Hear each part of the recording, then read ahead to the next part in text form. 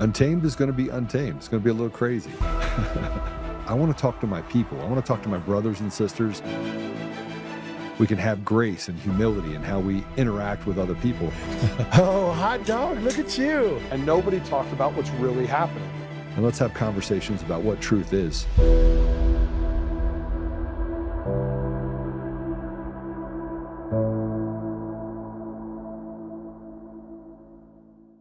There's a lot to go over, and yet I can't really go over any of it because I have no ability to show you anything. So, Mr. President, it's my honor to write you this historic time as we have together just secured peace that has been sought for at least 3,000 years. I hereby thank you and all Israelis again for your gracious and warm hospitality, and I'm addressing a key topic of my speech at the Kisnet. As the great state of Israel and the amazing Jewish people move past the terribly difficult times of the last 3 years, I hereby call on you to fully pardon Benjamin Netanyahu, who has been a formidable and decisive wartime prime minister.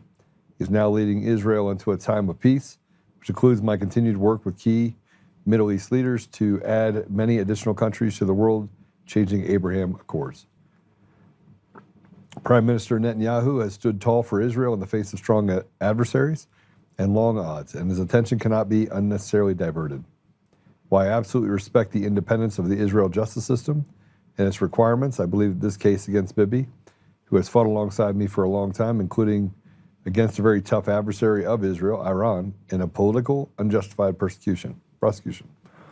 Isaac, we have established a great relationship, one I'm very thankful for and honored by. And we agree as soon as I was inaugurated in January, the focus had to be centered on finally bringing the hostages home and getting a peace agreement done.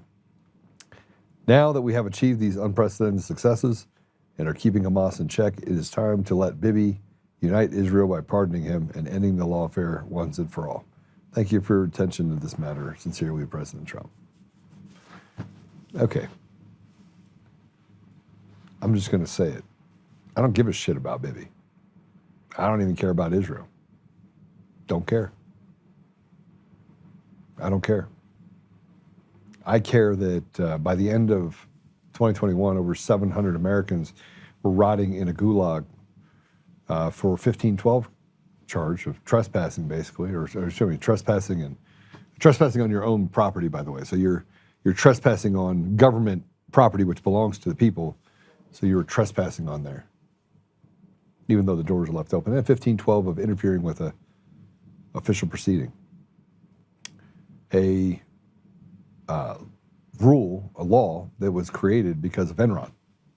So they applied for paper, then they applied it to people and said, oh yeah, we're just gonna throw all these people in jail and throw away the key. Now, in that time, they also charged people with sedition and crimes that we know we've seen being committed by Democrats. Now, one person has been prosecuted. We're 8 weeks right now from the statute of limitations on the Fedsurrection. You had Steve Baker that came out and blew a hole in the J5, J6 pipe bomber. The DOJ and the FBI said they're going to refuse to prosecute. Then you have cover by Julie Kelly and Dan Bongino's little Mean Girls crew. They get together and they decided that it's nothing burger.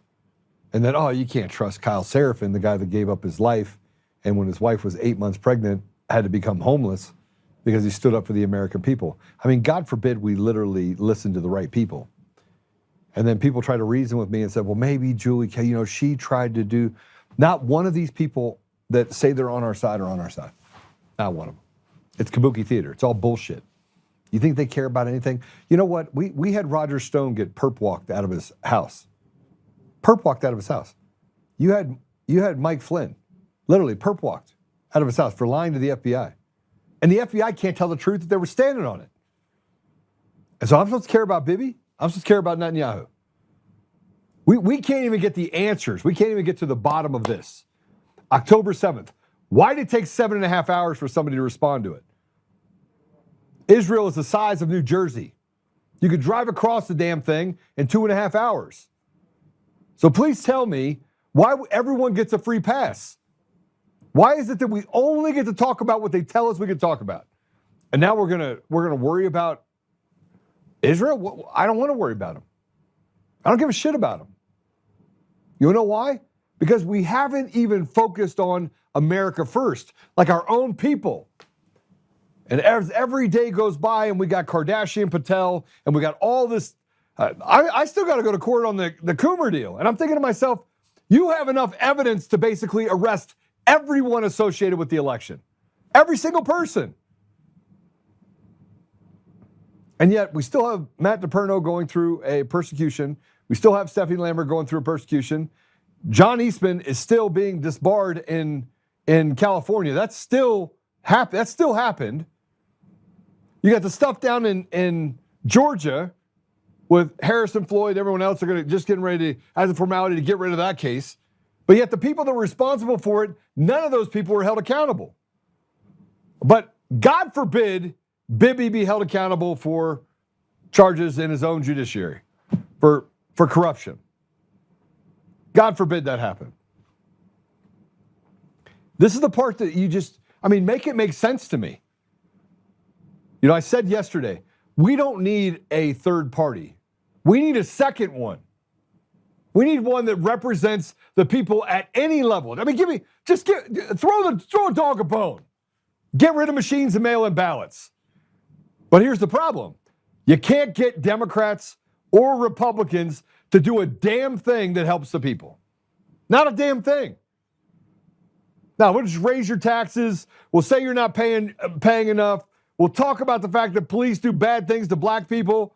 That's not really the case. The system literally just persecutes with impunity everyone.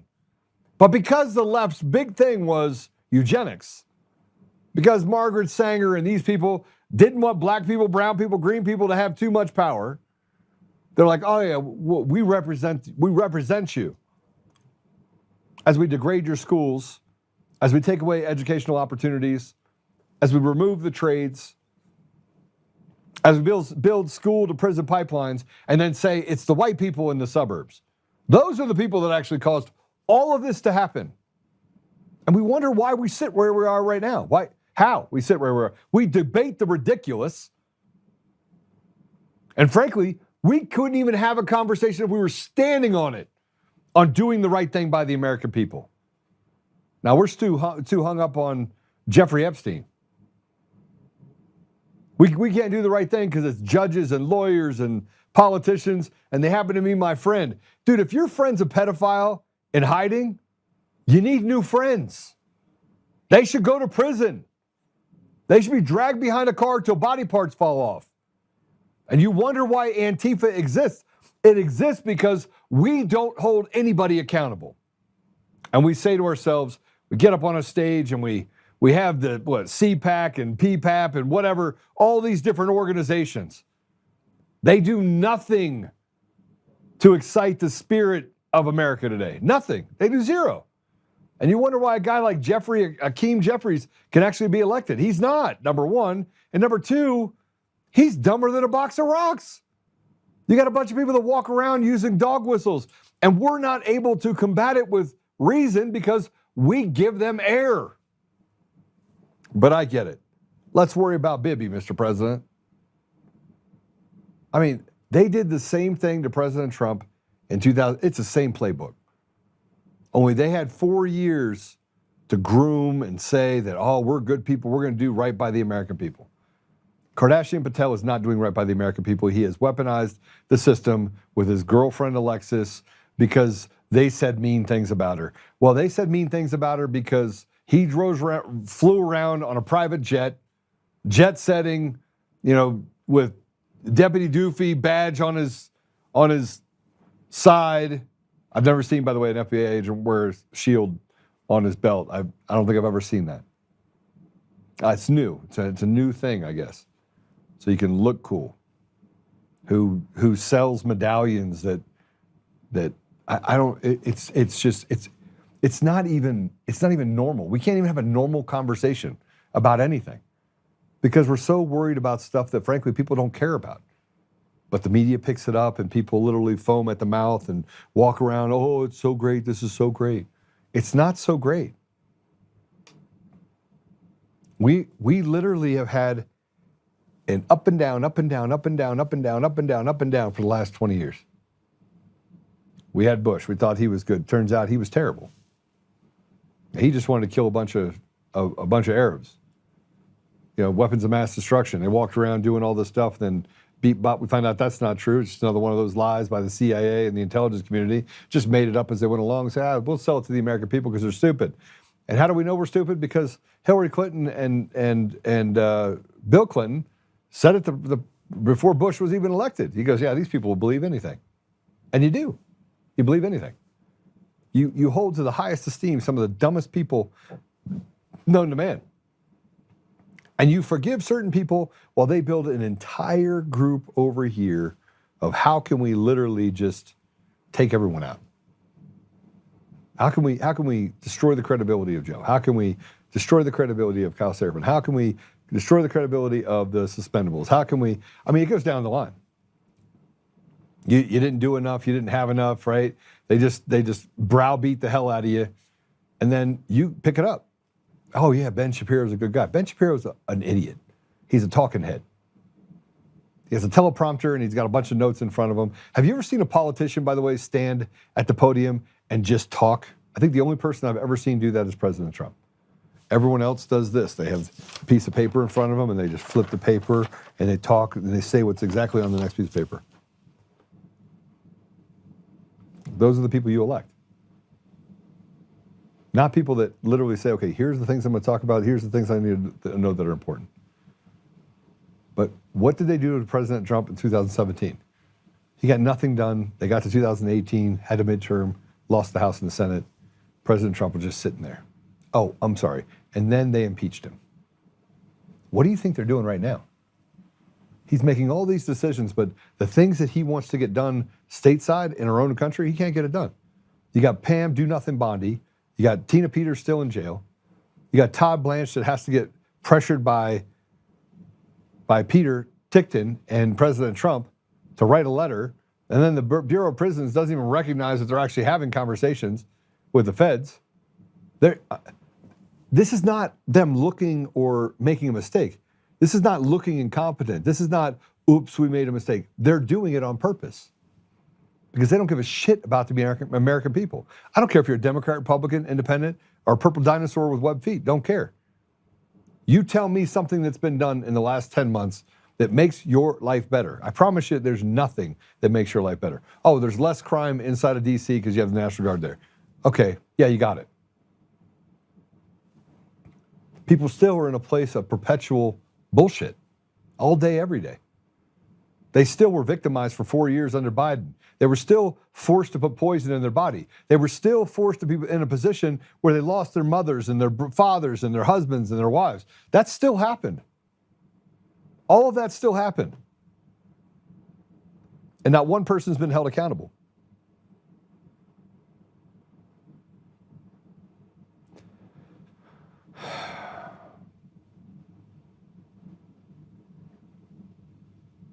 Chris says, I doubt very much that Cash is the first person to use his private jet plane to visit his girlfriend. Man, this is a club and we're not in it. Do you know how angry I was when they arrested Chauncey Billups and they announced that they busted it?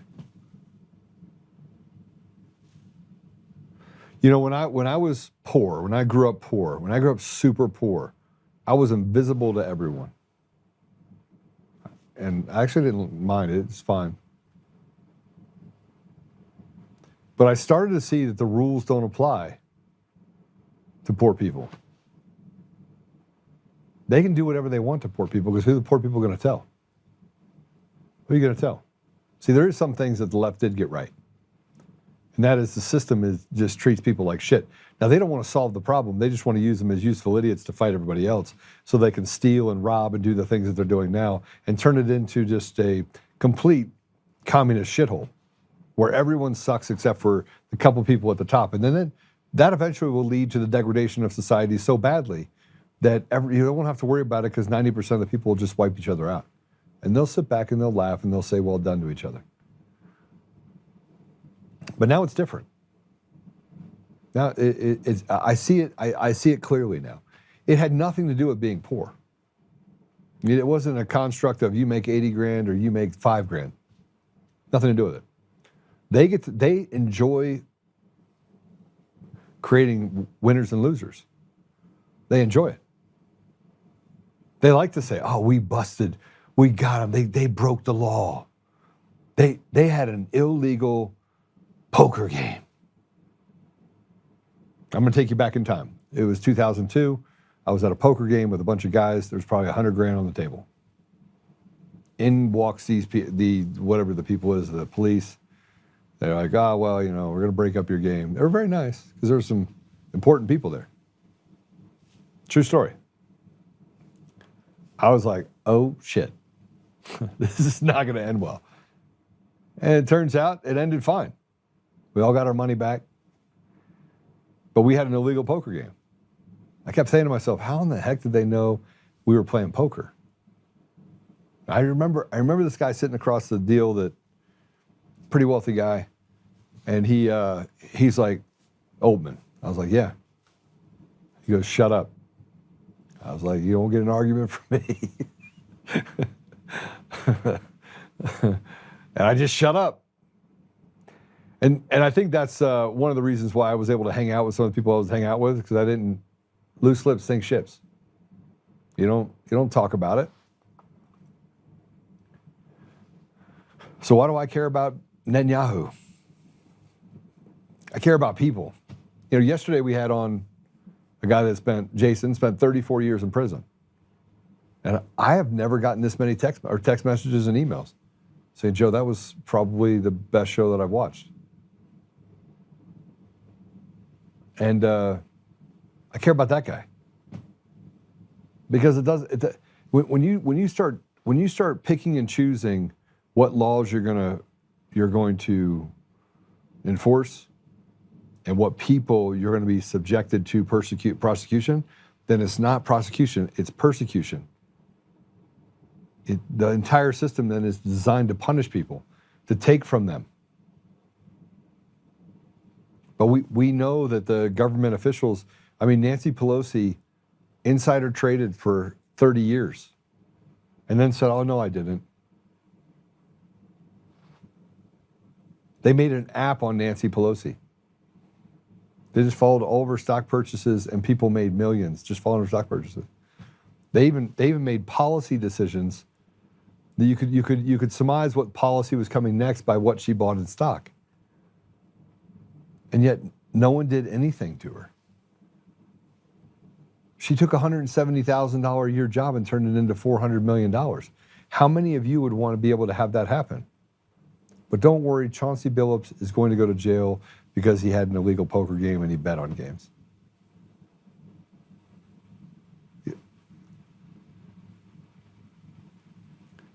And the amount of people, I went and looked at an article on Fox News, the amount of people are like, yeah, get him, on the comments, makes me sick.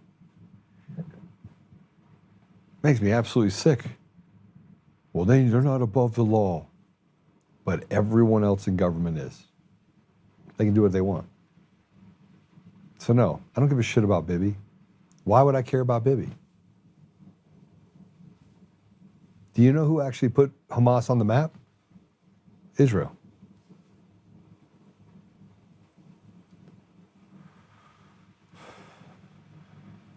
I'm going to try and play cut A1. This is final warning. Actually, I'm not. I'm going to play cut 3 because we just saw the thing. Cut 3, this is Benjamin Netanyahu. He helped funnel funds to Hamas through Qatar. $3.5 million a month. Let's go and play it. אישית, אתה יזמת העברת כסף קטרי לחמאס, יחד עם מוחמד אל-עמדי, אתה הובלת את זה, בהוראה שלך אישית, אתה הובלת. ב-2020 אתה שולח את ראש מוסד, יוסי כהן, יחד עם הרצה הלוי, לקטר. Halabi in order to increase the amount of Qatari money. So why are you against the governmental institution? Because all the meetings are recorded in minutes, word for word. You can't run and hide. You can't shift the blame onto others. And you can't say you knew nothing. That's Netanyahu listening inside of the trial.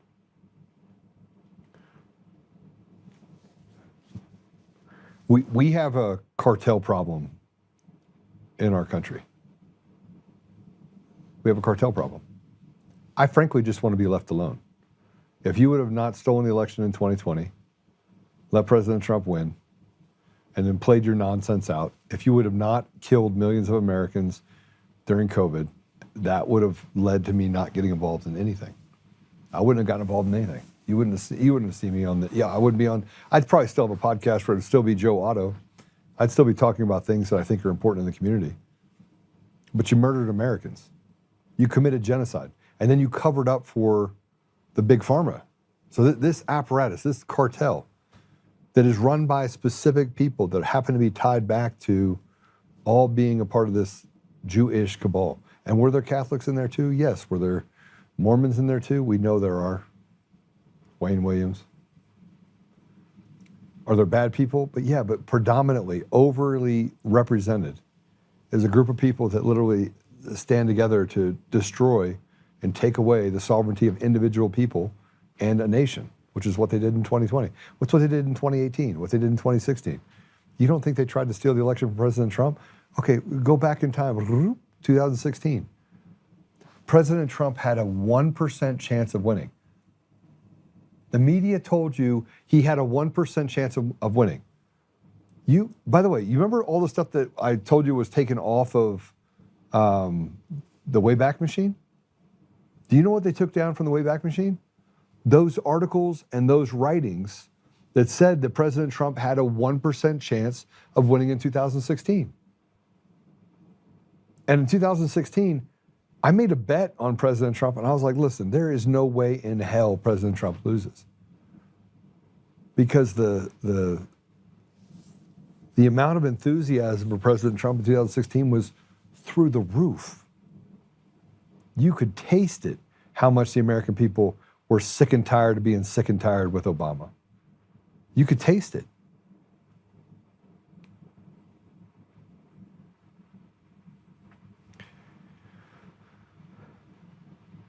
We get told every day that we don't know what we're talking about. The American people, you guys, it's too complicated. Well, I spent years in the Middle East and Africa. I'm going to tell you right now, it's not that complicated. What makes it complicated is people that want to make it complicated so they can steal everything from you. But God forbid you bet because you're an NBA player. I remember playing basketball with Chauncey Billups at Utah Park in Colorado, Aurora, Colorado. I was one of the few white people out there. And I would go out there, and he was awesome. He was a great basketball player. But I had this massive attitude. Right when I got here, I was 21 years old. And I had this massive attitude problem. I mean, massive. I had an attitude from hell. And I would go play basketball with him, and he was awesome. He was a great dude. Nothing's changed. He went on to have a storied career, but they get to throw him in jail. All while Kardashian Patel, he's the arbiter of reality. So because he can tell us that we get to throw these people in jail and FBI is tough on crime. It's not tough on crime. It's tough on whatever. It's tough on persecuting Americans. And yeah, some of them need to go to jail. Yeah, they do, 100%. But here's Kardashian Patel. This is Kardashian Patel. He's the head of the FBI. What's the FBI? What is the FBI? The FBI is the national security force, federal security force for the country. It's the intelligence community that oversees the United States. But no. That's not what he is anymore. Now he's an expert on who we need to prioritize. Play it. We will shut off the machinery that feeds money into Iran. We will no longer have 100 hostages still in captivity, Israeli and American and otherwise, by Hamas and Iran's Hezbollah mercenary forces. We need America to wake up and prioritize Israel and bring home Israelis and make sure we stand by our #1 ally in Israel. Can you put a still up of him, please? Put a still up so you can see this.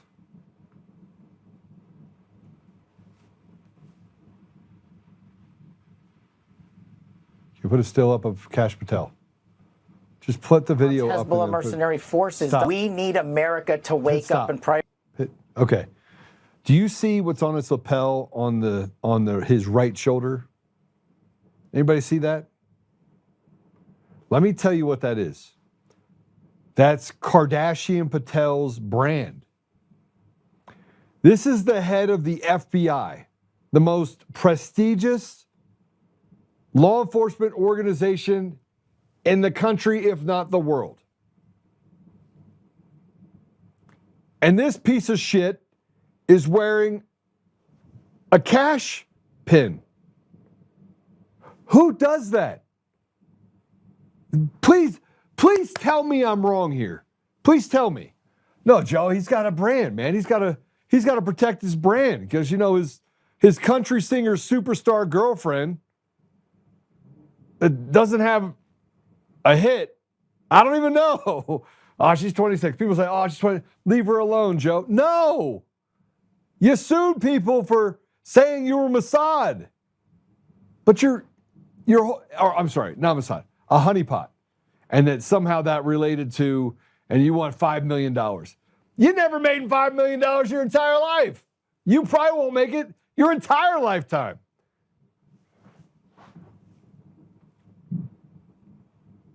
And this is, just to be a little funny, this is Kash Patel being asked about being of Israel. So play it. Patel, the American people want to know, how does it feel to be a cup for Israel? Answer the question. We're seeing and hearing what the FBI is doing on a daily basis. You're claiming to serve the American people. You're serving Israel. Does it feel to be Israel's bitch? You don't care about kids getting raped. The American people want to know. He's a patriot. Patriot? He's a patriot. Rape kids? Is patriotism to Thank you? you for your service, Darren. Kids? You're an idiot. I'm an idiot? Really? Yes, you are. I didn't say anything. Yeah. I didn't say anything. This is where the left and right get bipolar, okay? Because it can't figure out what the truth is. Look, I have sat at a table and broke bread with Kyle Seraphin. I've met his wife, I've met his kids. I've met his friends that he's known for 20 years that happened to show up for dinner. Nothing about Kyle came to my house. Nothing about Kyle is fake. Nothing about Kyle. Look, I will tell you this. Kyle Seraphin has zero patience for stupid. I will admit he kind of is a jerk. He comes off as a jerk sometimes. But have your wife be 8 months pregnant, have to sell your home and be homeless, drive away in a car with everything that you own right behind you because you decided to stand up for the American people, and all of a sudden those people want to turn you into some sort of op, some sort of like candy that they can run through the aisles. And that's just not the way he's built. And then have Kardashian Patel say, oh, you know, he's just a podcaster. Show me again what Kardashian Patel has actually accomplished in his life. I want to know. Oh, he was sucking on the government tit on a previous job? Oh, he's a lawyer? Those are the qualifications for being important? He got his own little cash deal? Tell me what he did. I mean, does he run a call center in India too? Does he have one of those? Maybe that's his, maybe. But we prioritize things we shouldn't be prioritizing. And we don't even take care of the people you say you're here to serve. I'm here to serve the American people. Show me. You have kid gloves being with Comey and Letitia James. And it's basically central casting. Tina Peters still in jail. And yeah, maybe she gets out. I don't know. Juan O'Savin will hopefully give us an update.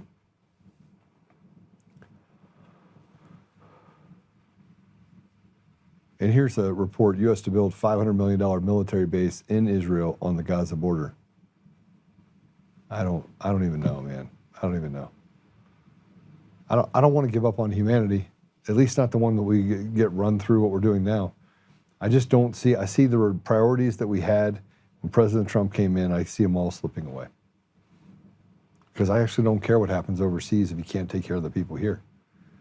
And he's like, oh, I have the tariffs. Tariffs are on. Tariffs are off. Mr. President, I support you 100%, 1,000%, 1,000,000%.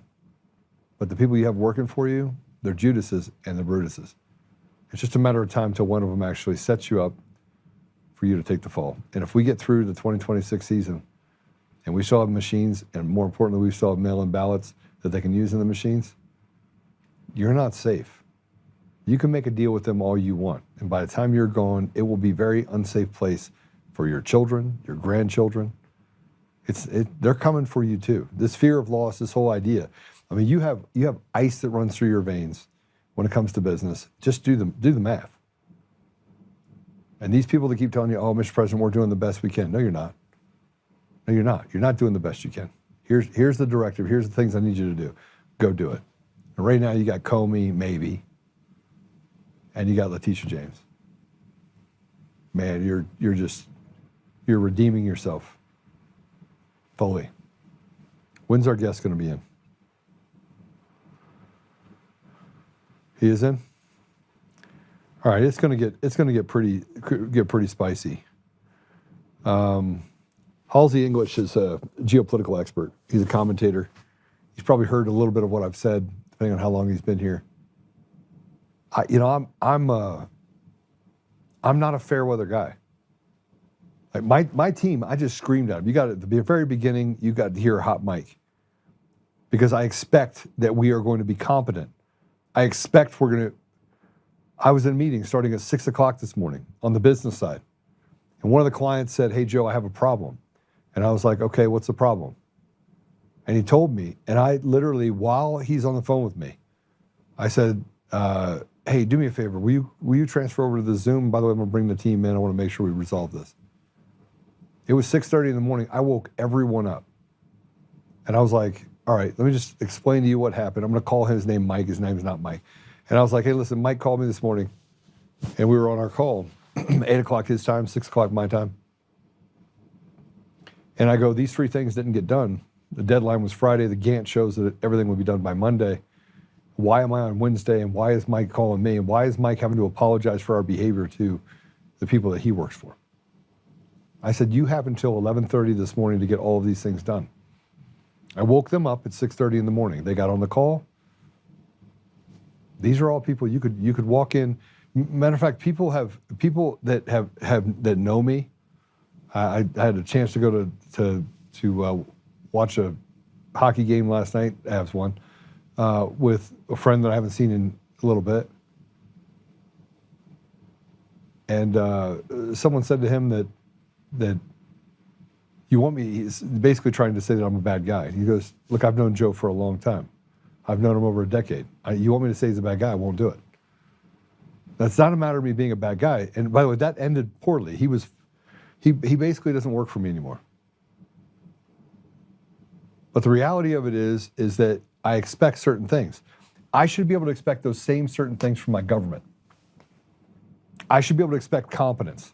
And where there isn't competence, get them the f*** out. That's my expectation. Let's bring him on. How you doing, brother? I am doing great. I've been listening to you for a while. So I heard you like pushback, so I'm going to give you a little bit. I'll take it. Okay. Number one, that clip about Netanyahu funding Hamas through Qatar, that was by Avigdor Lieberman. Mm-hmm. Number one, it was a bad translation. That's not what he said. What did he say? And what he said was we know that you facilitated the money that went from Qatar to Hamas. Now, The reason he facilitated it is because he wanted the accountability, knowing where it was going. It was going no matter what. He had no control over whether it was going. It was international aid. He sent the Israelis to talk to them about where it was going and how it was going to be spent and how they would monitor whether it was going to actually build hospitals and shit like that or whether it was going to go to weapons. So when he was saying, "Oh, you were in on it, you knew about it," yes, of course he did. He just left out the whole part about everyone knew about it. The whole government did. He's in the opposition. That's why it was kept from him. Okay, so is he a good guy or a bad guy? Because I mean, over time, go ahead. He's a Russian guy, and he's very Russian, and his entire constituency is Russian. And is that bad? It depends how you're looking at it. Like, he's been accused of corruption a few times. He's kind of right wing on some things. He's kind of left wings on some things, but he's rabidly secular, which I really don't like. So I like to know my politician. I think that BiBi believes in God, and I think that that's important. Whether you're as practicing as I am or not, that's different. Which, by the way, I don't know if Tommy told you, but I'm Jewish. I know you're. He got a whole bunch. I'm partially Jewish. No, I'm being sarcastic. Tommy got a whole bunch of shit because people were writing to him like, "You do know he's Jewish, right?" As if that means I can't talk. So I was just making a joke. I was just making a joke with you. Yeah, no, look, brother, I got to tell you, I have, and this is, this is like having black friends. My family's interracial, by the way, so I don't just have black friends. My whole family's interracial. But I'm a Jewish Christian Catholic. I don't even know how you'd put me in the. I'm a mutt, and I do qualify. I think I could go get, citizenship in Israel, just based upon anyone who has one Jewish grandparent can. Correct. The only restriction you face on becoming an Israeli citizen is if you are not Jewish by Jewish law, you can't get married there. They'll recognize your marriage, but you can't get married in Israel. They don't have civil marriage there. They only have religious marriage.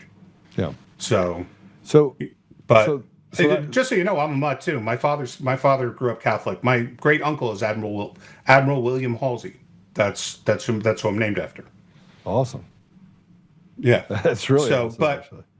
You get to keep that one going. It's been in my family for 4 generations. All the males have the first name Halsey. And in real life, we go by our middle names. Otherwise, we get pretty confusing. Yeah, but when I went online, I started going by my first name. So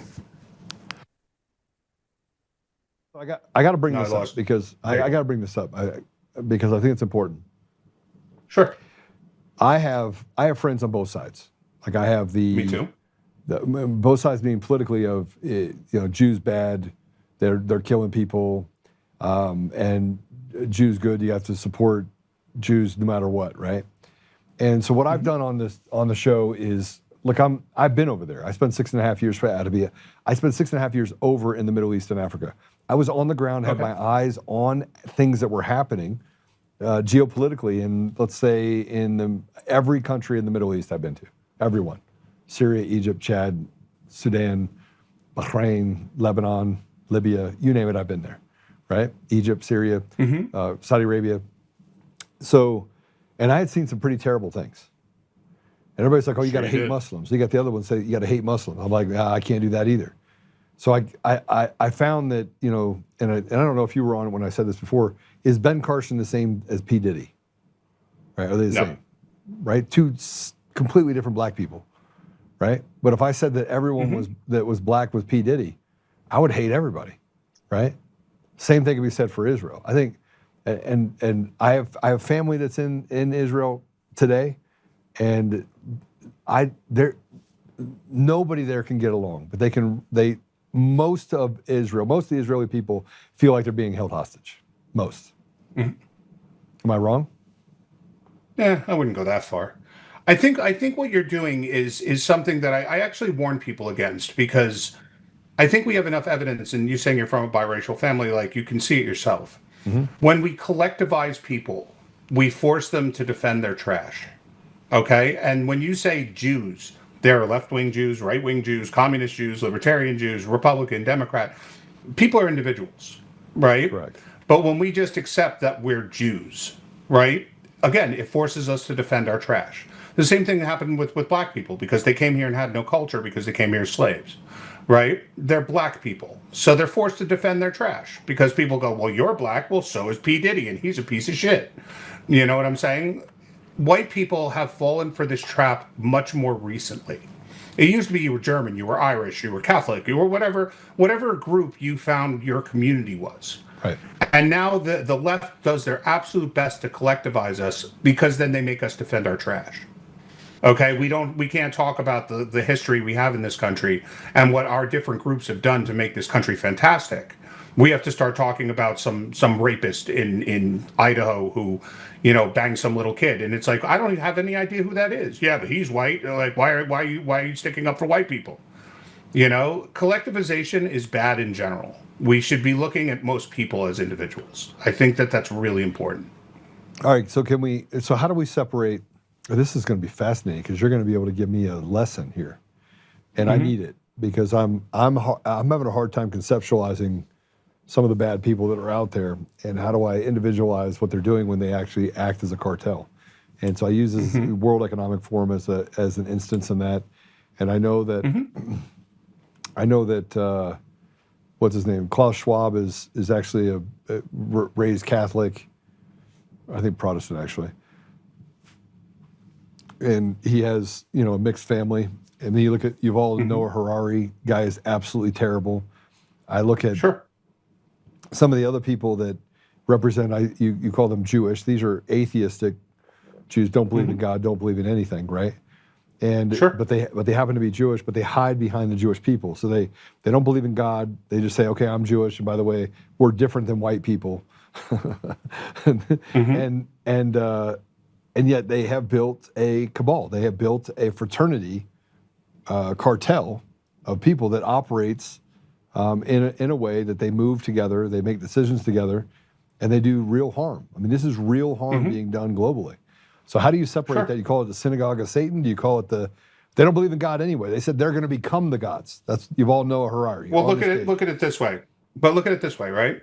You bring up a good example is Soros, right? So I could look at Soros as a Jew, but I don't. Soros is just a piece of shit. I don't care what background he comes from. But look at his family. He's married. His son married a Muslim. He has Catholics that work with him. He has all kinds of different people, right? But when I got someone who comes up to me and go, well, Jews are pieces of shit. What do you mean? Well, look at Soros. Soros has nothing to do with me, right? I hate Soros as much as the next person. I don't look at him like, oh, he's Jewish, therefore he's better than the other pieces of shit. He's just a titanic piece of shit, right? Just like Bezos' ex-wife, who's probably worse than Soros at this point, at the amount of money she's giving to communist causes, right? So when people do this, and look at but look at the cabal you're speaking about, like George Soros, Joe Biden, Hakeem Jeffries, Obama. These people, they're not black and Jewish and Catholic. They're their own criminal communist cult. They're demons. Yeah, in a sense. I'd be more than happy to use that word. But what I'm saying is that all of them are going to use their ethnicities as cover. Because then they get people, because someone comes up to me and go, you Jews are pieces of shit. Why? Because of Soros. Well, we're not pieces of shit, that guy. And it's kind of like now, but if you're going to now lump me in with him and saying like Jews need to be expelled or whatever it may be, or this and this, now all of a sudden you're saying that me and him are in the same boat. Yeah. So what am I supposed to say? No, just kill him but not me? Like, it doesn't work that way. If you're talking about killing a collective, then we collectivize. That's just the way that people are. And it's the same thing with white people. White people, they do it all the time. Like, oh, white people, look at, they did this, or they did slavery, or they did that, right? And it's like, what the f- are you even talking about? Like, do you really believe there are white people today who think slavery was awesome? If there are, they're such a minority that it couldn't almost even be, it would be a statistic. Yeah. It would be a statistical anomaly, right? Or so insignificant you couldn't probably measure it effectively. But what I want to tie it into what you were talking about before, because you were doing something that I caution against, right? You say Trump is doing X when we have X problem that he could be dealing with, right? We don't have any evidence he's not dealing with those things. Gas prices are down, groceries are down. There's a lot of things that are getting better in this country. Now, could he do everything tomorrow? Of course not. It's silly to even think that he could. Right? But he is doing stuff. But at the same time, for the last, 2 years, the entire country has been saying either we need to support Israel with everything we've got, or we need to get the hell out of that area, or we need to sanction Israel, whatever it is. But the general consensus amongst most people is they want this to stop. They want America to stop focusing on the Middle East and start focusing on America. Yes. That takes time, and it takes effort, and it takes doing things that when we look at it and we go, hey, wait a minute, why is he engaged in the Middle East? Well, how do you stop it?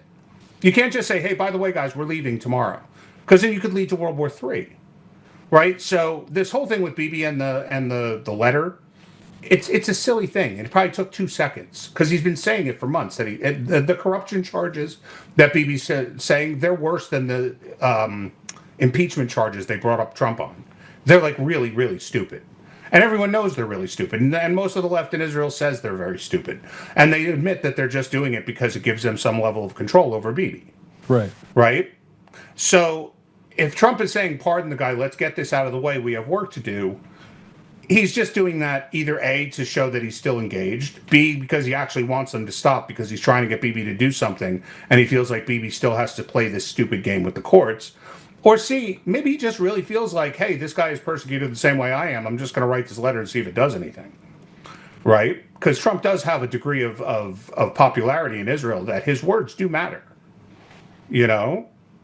So here's my problem. And I started it this way. By this time in 2021, over 700 Americans were living in substandard conditions in gulags in Washington, D.C. You had 100%. You had some congressman that came forward that said, hey, we want to investigate it. The Department of Justice, one of the judges said that he had seen that the way that they were treating and the conditions there were worse than third world countries. That was documented by a judge that said, and then just after that, nothing happened. They still stayed in that environment, sub-freezing weather in some areas. You had people that lost their eyes, were beaten. You had a man that was a J6er that was raped by another guard. Nothing happened to the guard. Well, you do know most of our prisons are like that, though. Like, it's not. This wasn't unique to the J6ers. Like, this happens. I understand, but these are people that they took off the street. And I'm not saying, by the way, I've been talking about the Department of Justice, the Bureau of Prisons, for a long time. You know, I mentor men to get out of prison. I'm not disagreeing with you. Yeah, but my issue is that we had an opportunity, and you could say tit for tat, accountability, consequences, whatever. You could call whatever you want. We got a 1-page indictment of Comey. We got a 3-page indictment of Letitia James. They're both being treated like that they're at a powder puff game and they're covered in pillows. And the American people are still in a subservient environment where they've been cheated for so long. And every time they turn around, they have people like Kash Patel, Kardashian Patel, whatever you want to call them, and Bondi telling us, "Oh, we're doing the best we can." Look, here's the thing. You want me to play devil's advocate for 1 second on it? Well, and honestly, okay, go ahead. Yeah, because I want to say this: they came hot out the gate and talked about the Epstein files. They gathered all the influencers, handed them a folder and they marched them out onto the lawn, and then it was nothing. There were empty folders. They were losing credibility, and the people inside of his cabinet are the Judases and the Brutuses that are literally making him look like it's a court jester. See, I wonder if that was all Pam Bondi. I'm not the biggest fan of Pam Bondi. She's trash. So that's what I think too. Because if you look back at this, I remember I was thinking this, and I was wondering if someone else was going to look into it, and a whole bunch of people did. Do you know what Trump said about the Epstein files during the entire campaign? How many times he commented on it? Once. And you know what he said? Someone asked him, "Are you going to release the files?" He said, "I have to look into it. I don't even know what's in them, but I'm not going to release something that accuses innocent people of crimes based on gossip." That's all he's ever said about the Epstein files. So all these people that are like, well, he was raping children and doing this, like, we don't actually know much of what's going on, because most of the victims, the women that have come forward, are complete crackpots. So it's really hard to say whether they're telling the truth or not, whether they're being paid to tell the truth. And I don't think Trump cares so much about the Epstein files. I know he would. I would like to think that he does, but I think he considers it a distraction. And I think to play devil, it is. But to play devil's advocate about what Trump's doing, if Trump loses the House and Senate, or even one of them in next year's elections, right? He's done. His last 2 years are done. They won't pass a single bit of legislation. The only thing he'll be able to focus on is foreign policy, which everyone's pissed at him about in the first place, that he spends too much time focusing on foreign policy, right? And 100%. I think that Trump's trying to do what he can to make sure the Republicans win in next year's midterms. If they lose, he might go balls to the wall. But if they win, then he has an opportunity to make literally generational change. Because he's not facing elections. There's no more midterms. There's no more what do people think of us anymore. It's just go for it. But if he starts getting caught in the weeds and making martyrs out of people that regular Democrats don't see as bad people like Letitia James, people like we all know these are pieces of shit. Most everyday people, if you ask them who was Letitia James, they'll have no idea. You know what I'm saying? And if you explain it to them, they'll go, oh, yeah, but didn't he do something wrong or something? And if you keep going into it, sooner or later, they're just looking at you like, oh, you're one of those conspiracy jerk-offs. You know what I'm saying? Like, Yeah, absolutely. So I think he's trying to do his best to not galvanize the left, because the only people who vote in midterms are radicals and old people, right? That's why the party in power always loses seats, because the party in power, their people got jazzed up for the general election. They don't get jazzed up for midterms. Nobody votes in midterms, right? So I think he sees that there could be a real opportunity, and he's trying to make things right. Like I called this on Tommy's show last week, and it was funny because I said I don't know if this is a good thing or not, but if Trump was smart going into the midterms, he would give some kind of rebate check to Americans for all this tariff money that he's raised, right? And he announced it like a couple days later. That's what he wants to do. Now, the reason I think it's stupid is because tariffs are nothing more than a tax. And sooner or later, the companies that are paying them, which are all American companies, are going to either pass the costs on to us, or they're going to have to start streamlining operations to save money, right? I think he's convinced them to already do that. If you look at the layoffs that have gone on at Amazon and UPS and Microsoft, and they're not cutting like labor, they're cutting middle management, which are all, kind of trash to begin with. So he's making it so that if he gives the money, we won't see a market increase in prices right away. It won't be like, oh, he gave us this money and now everybody's sinking because everything costs 10 times more, right? I think he's doing a lot of really, really good things. And I think he's encouraging the people he trusts, which we might disagree on who those people are, but he's giving them the opportunity to do some real stuff that Republicans have been advocating for years. Like DeSantis is getting rid of property tax in Florida. Like, who's done that? We shouldn't have property tax anywhere in the country. Property tax. I agree with you. Yeah, I mean this is the problem that I have, and we agree on probably most things, right? I mean, we'll probably disagree on the. Oh man. We disagree on some stuff. Don't worry about it. Yeah, I mean, look, I call it the Jewish versus the Jews, right? I gotta hang out with my brothers who are the Jews, but the Jewish people that hide behind them, I just can't. I gotta find a way to figure out why we can't crack that nut on that group that does really bad things, right? But we live in a place of bondage. I mean, it's actually biblical, right? Like we're in total bondage. We wake up every day, we have to make money, and if you can't make ethical decisions, which 99% of the country can't, you can't do what I did. Most people can't do what I did. Most people don't have the freedom to stand up because what's right is right and take on the consequences. So they shut up. And they say things like, I just have to do my job. I'm just doing my job. Police officers do it, judges do it. The Nuremberg defense. Right. And so the reality of it is that means you're a slave. If you cannot wake up every day and do the right thing and not have draconian consequences against you, you're living in a slave state, a slave society. And that is what we've become in our country. Very much so. Very much so. And I think that Trump is doing the best he can to break that. I really do. Like, I got into an argument the other day, and then we talked about it on Tommy's show with a whole bunch of us yesterday. People have been bitching about this whole 50-year mortgage thing because the interest winds up being so high over 50 years, right? Like, most people that are complaining about it, though, and I'm quite sure you're not one of these people, have never had a mortgage. All mortgages are like 50-year mortgages because you take out a 30-year mortgage and then all of a sudden your kids are getting ready for school or your kids getting ready for college or they need a car or something comes up and what do? You take a second on your house. So, and then you're extended another 30 years. So all mortgages are 50-year mortgages. All they do is they give stability.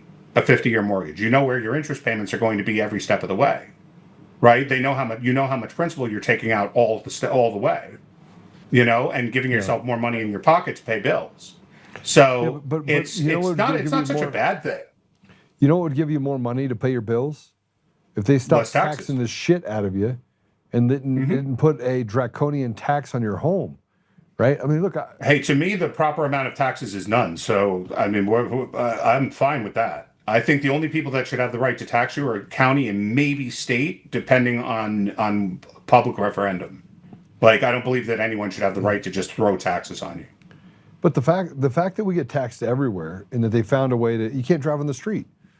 You get on the street. And by the way, the taxes that are out there are actually meant to favor the wealthy because you have tollways and you can only use the tollways if you have money. So you have a single mother that'll have to go either sit in line for an extra hour because that extra $3 is everything to her, right?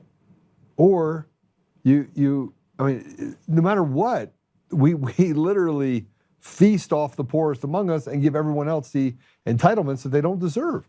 And look, I'm not trying to ask for socialism. I'm saying we should build a system that is just simple. It's not like knock on your head, rub on your belly. You got to pay 60 cents a gallon for gas tax.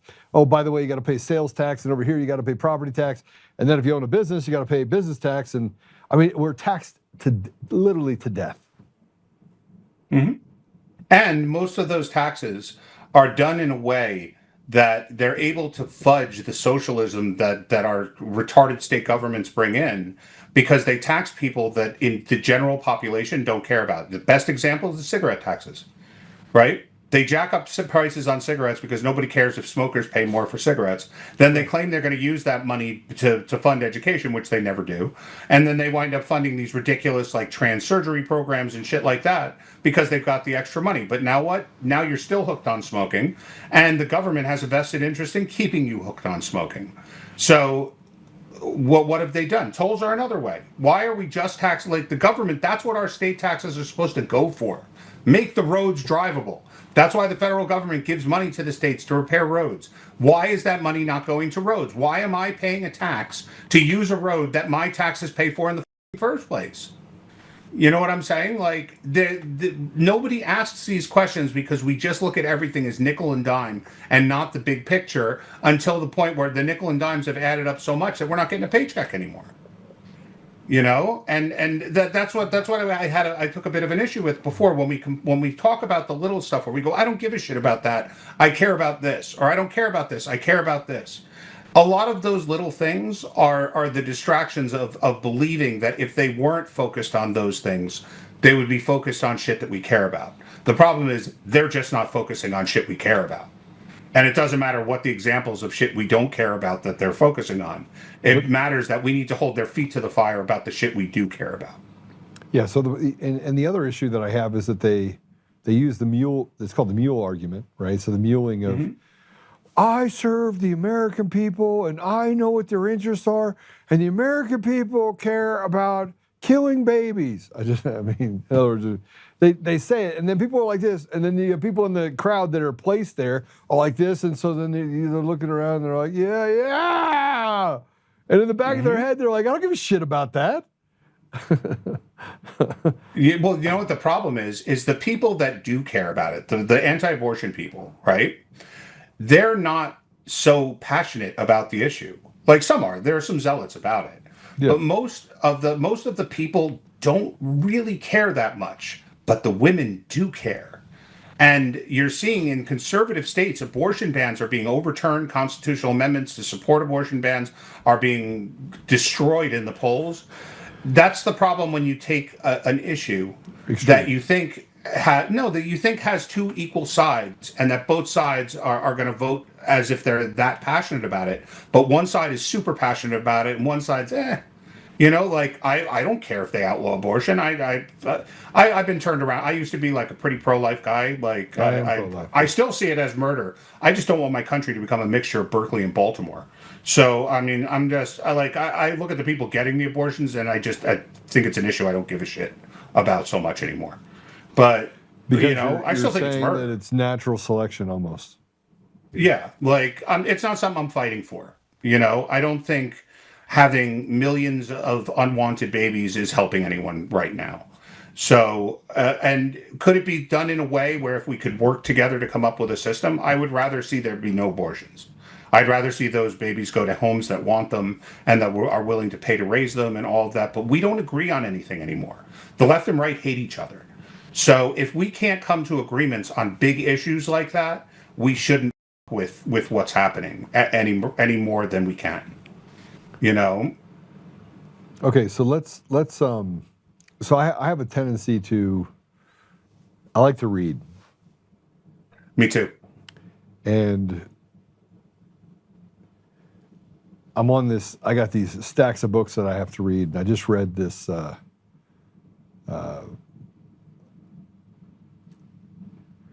I read this book about a whistleblower. It's Birkenfeld, Brad Birkenfeld. Mm-hmm. Mm-hmm. And he's just an amazing guy. But I finally finished his book, and it's called Lucifer's Banker. Okay. It's a great book. So I finally listened to the book, and I went through and read the book, and I learn from things that most people don't learn from. And I look at the impact of, what he did, his near Ivy League upbringing and all that stuff. And that's not the part that I grabbed onto. The part that I grabbed onto was his recognition in the middle of it, of how corrupt every step of the way was. No matter where he went, there was an element of criminality to the market, right? Mm-hmm. And this is always what's bothered me about where we are in the United States, is that you talk about taking so much meat off the bone that you just don't get a paycheck, you don't have the ability to live, 56 cents on every dollar. You start looking at the issues, and we can't get along about basic stuff. I could say cheeseburger and they'd be like, you're a racist because you wanted American cheese. And I'm like, I'll take provolone. See, now you're a real racist.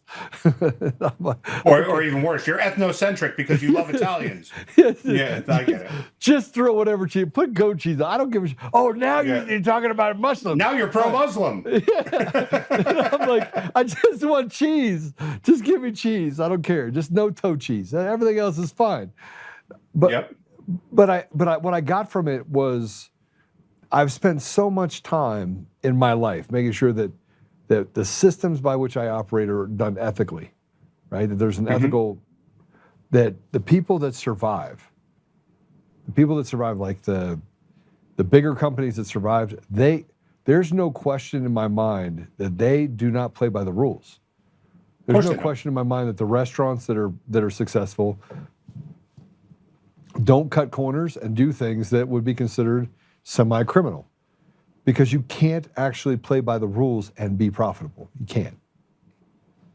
More or less. You're correct. Which means that the system is designed to make us all slaves. I mean, that's what one would argue all government is. So how do we break it? How do we break the back of that? And I'm not negative about this, by the way, because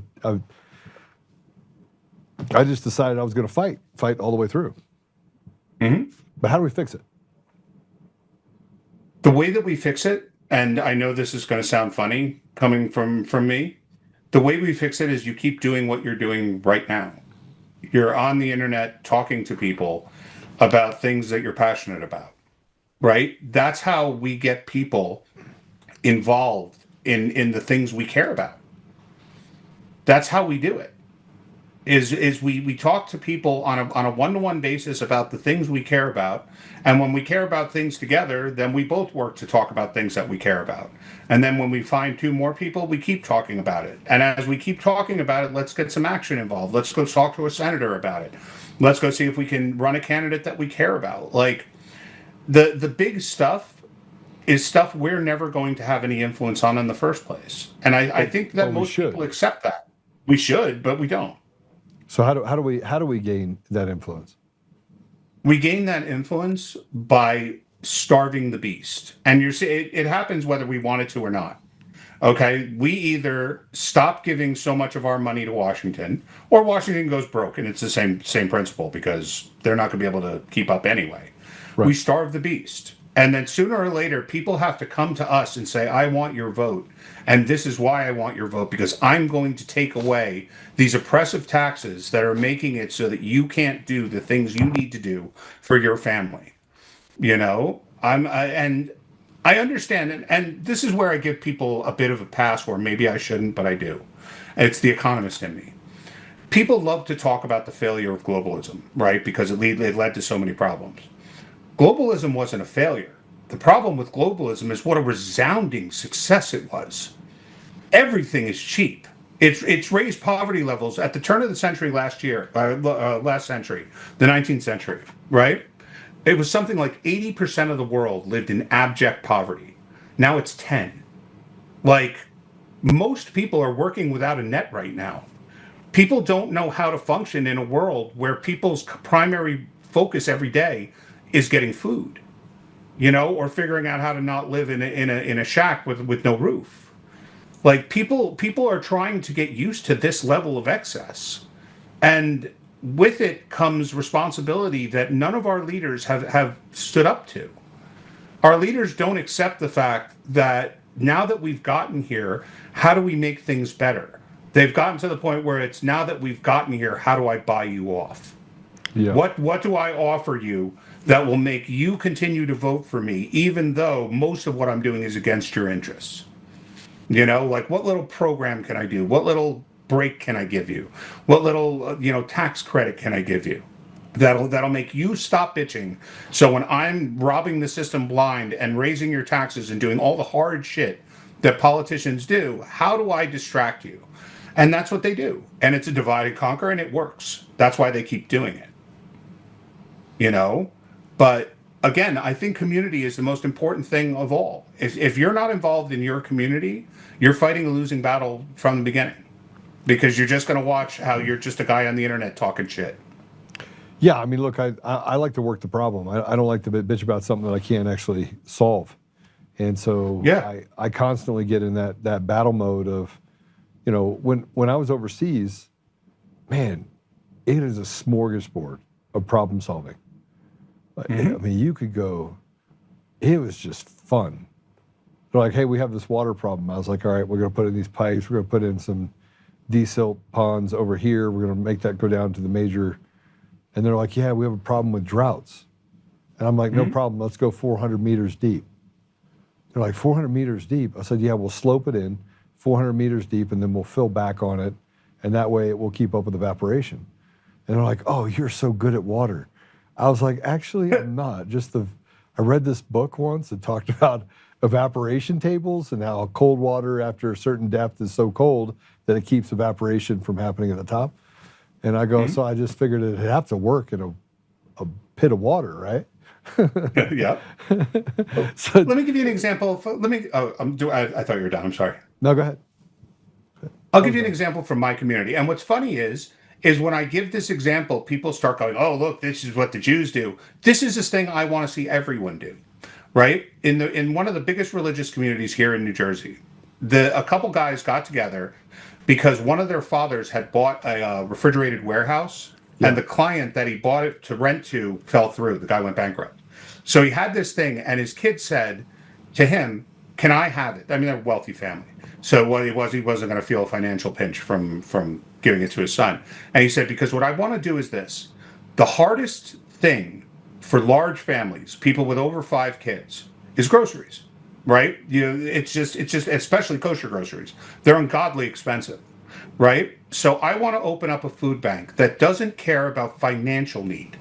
You don't have to go in there and prove you don't make a lot of money or anything like that. I want to make things easier for people that have 5 or more kids.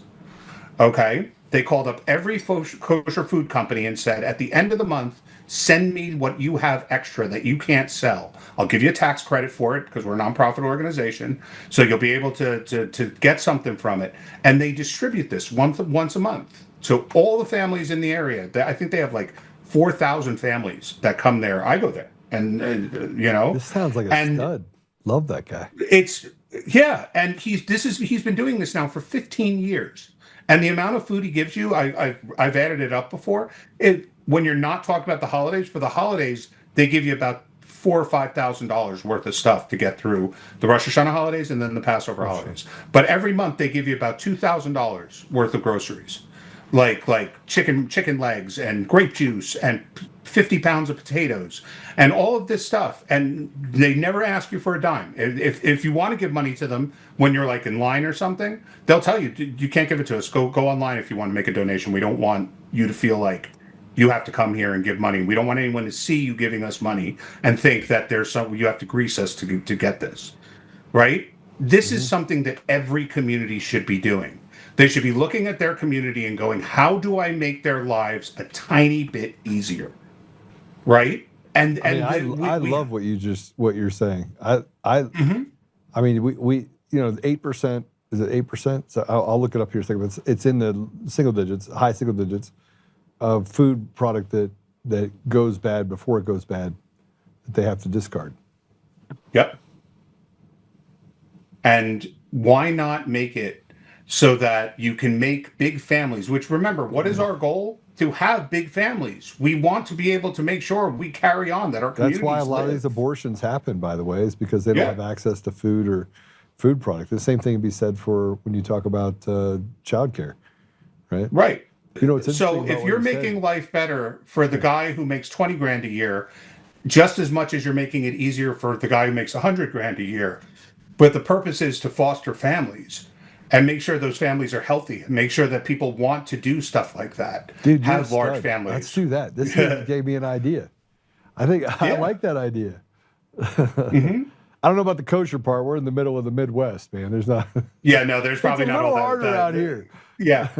But I'm saying there's no reason why Catholics can't do that. There's no reason why Irish can't do that. There's no reason why people can't say, Coloradans, right, can't say, we want people to have more babies, and we know how difficult it is. If you look at the reason that most people give, I think it's kind of bullshit, but most people will say it anyway.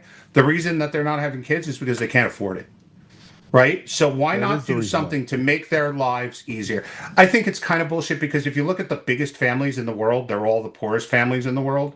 Yeah. Like the poor, and they make it work. So there's something to it that it's not as hard as people think. But when all's said and done, if you make their lives a little easier, people are going to want to have families if they know that their lives are cared about, that what they're doing, they're not alone. They're not seeing millions of dollars going to illegals to make sure that they have a comfy house and a cell phone. That those money, that the money of the community is going to make sure that we're taking care of the people who are raising our next generations. If we can't do that, how can we talk about a fertility problem? How can we talk about an abortion problem if we're not willing to do the work ourselves without begging Uncle Sam to do it?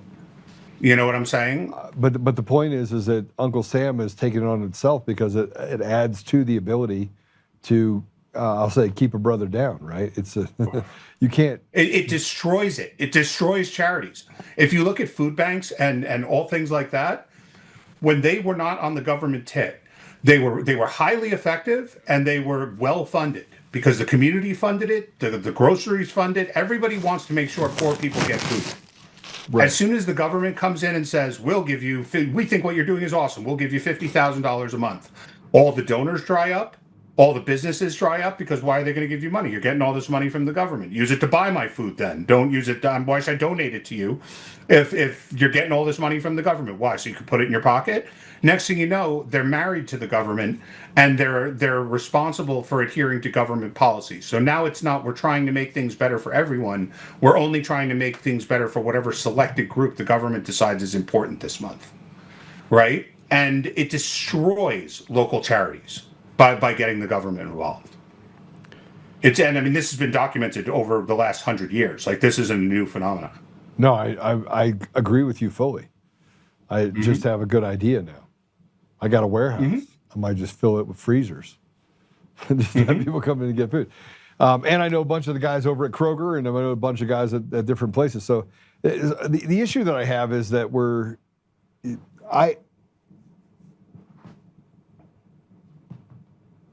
I once wanted to start a water bottling company, bottle of water, because I was like, this can't be real. Every time I pick up one of these water bottles, I'm like, it comes out of my faucet, and I just gave somebody $1.50 for that bottle.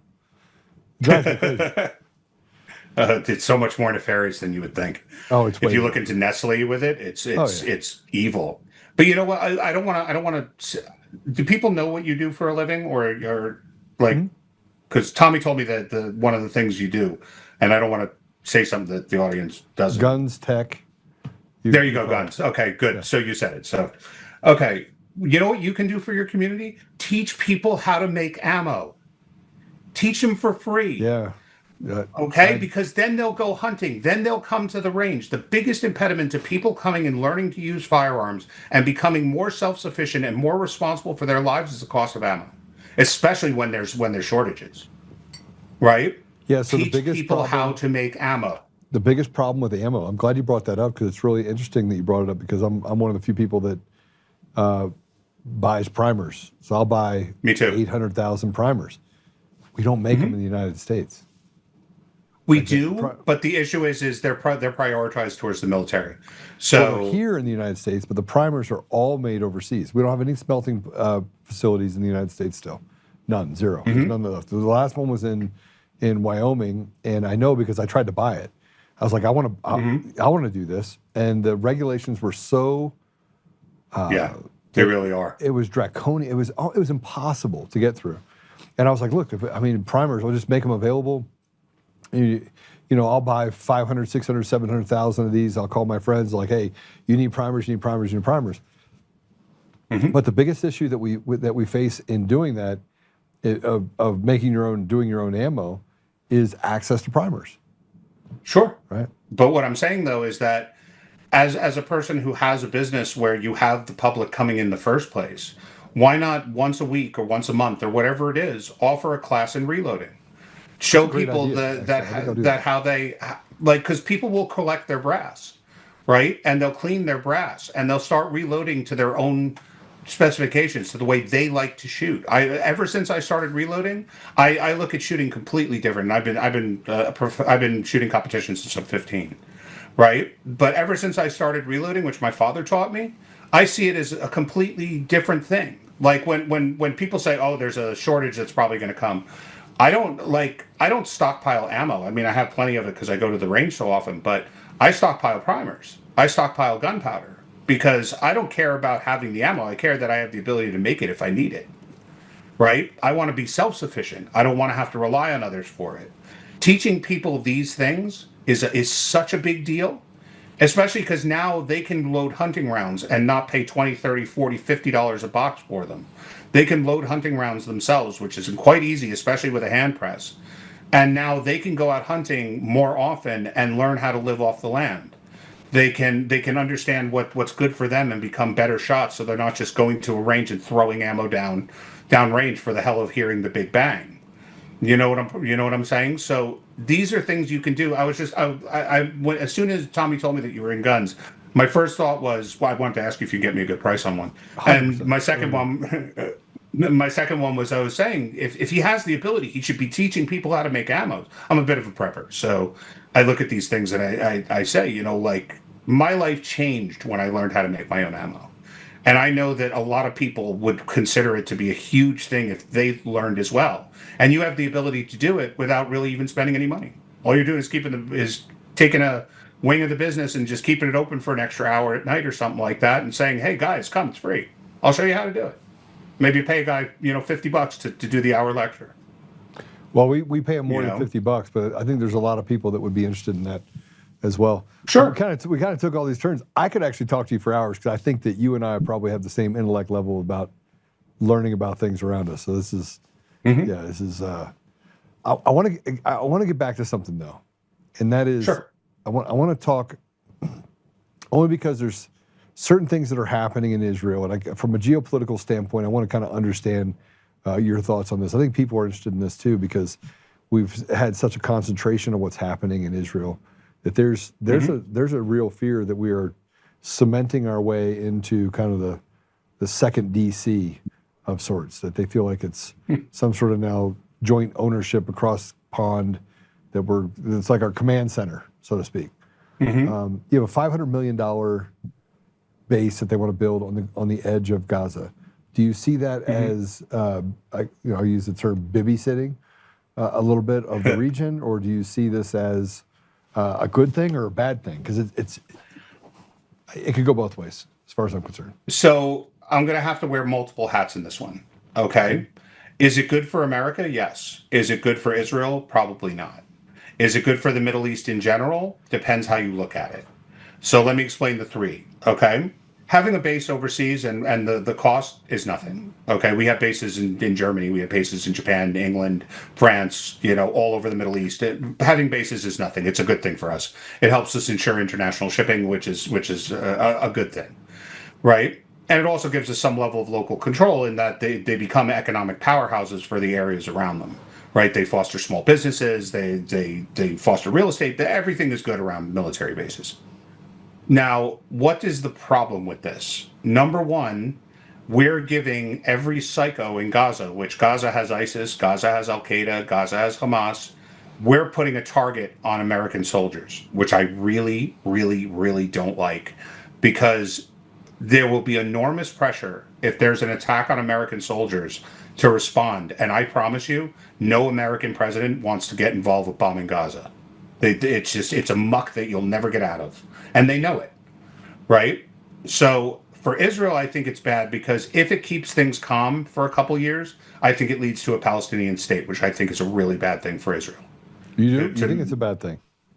I know it's a bad thing. It's an unviable state. It's a terror bastion right in the middle of Israel, which is the size of New Jersey. They have enough trouble as it is. But what do I think about the general area? This is something that if you ever get the chance to talk to EM, he's an amazing authority on this. I have him on a couple times a month. Yeah, he's awesome. I absolutely love the guy. I disagree with him all the time, but I absolutely love the guy, right? But he's very right about something and this has gone so unnoticed that I don't know how people aren't screaming about this.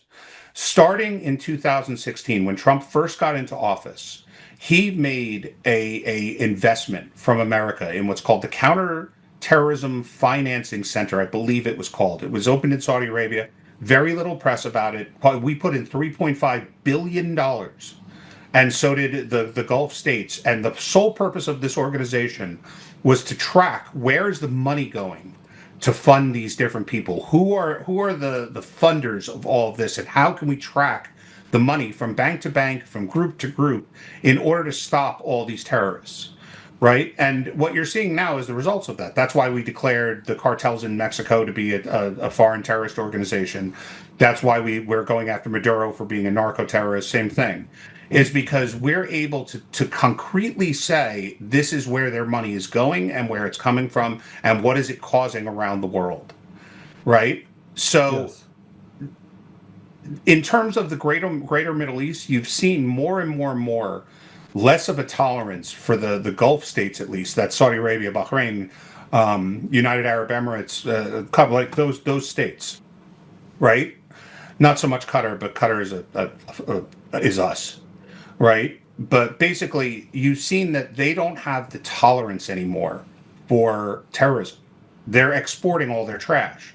The problem is they're exporting their trash to Syria. Syria exports it to Turkey, and Turkey just sends it all into Europe, right? Which I don't think they care. Like people like to say, "Oh, it's a Muslim invasion. They're trying to take over Europe." I don't think the Middle East gives a flying shit about Europe, right? I think that the Middle East looks at Europe and says, this is a group of people that loves chaos because they thrive in chaos.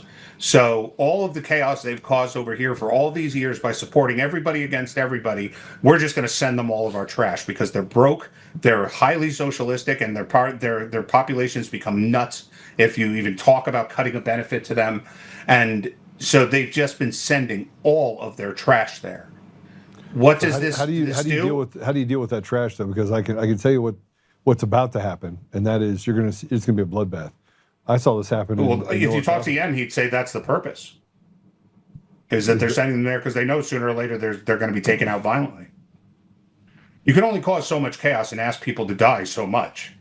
And if they're willing to do it, then they're not really worth saving. Like if people are just like the people that hold up those banners at protests that say I'd rather be raped than racist and stuff like that, like what can you do for people like that? Like if you're that stupid, then Darwin has a prescription for you, right? But most people in Europe don't want to see their countries get destroyed. And even though they may argue and believe some of the propaganda, you know that when governments see a bad policy and instead of addressing the policy, make it illegal to criticize that policy, you know that they're on their last breath, right? That they're completely losing control.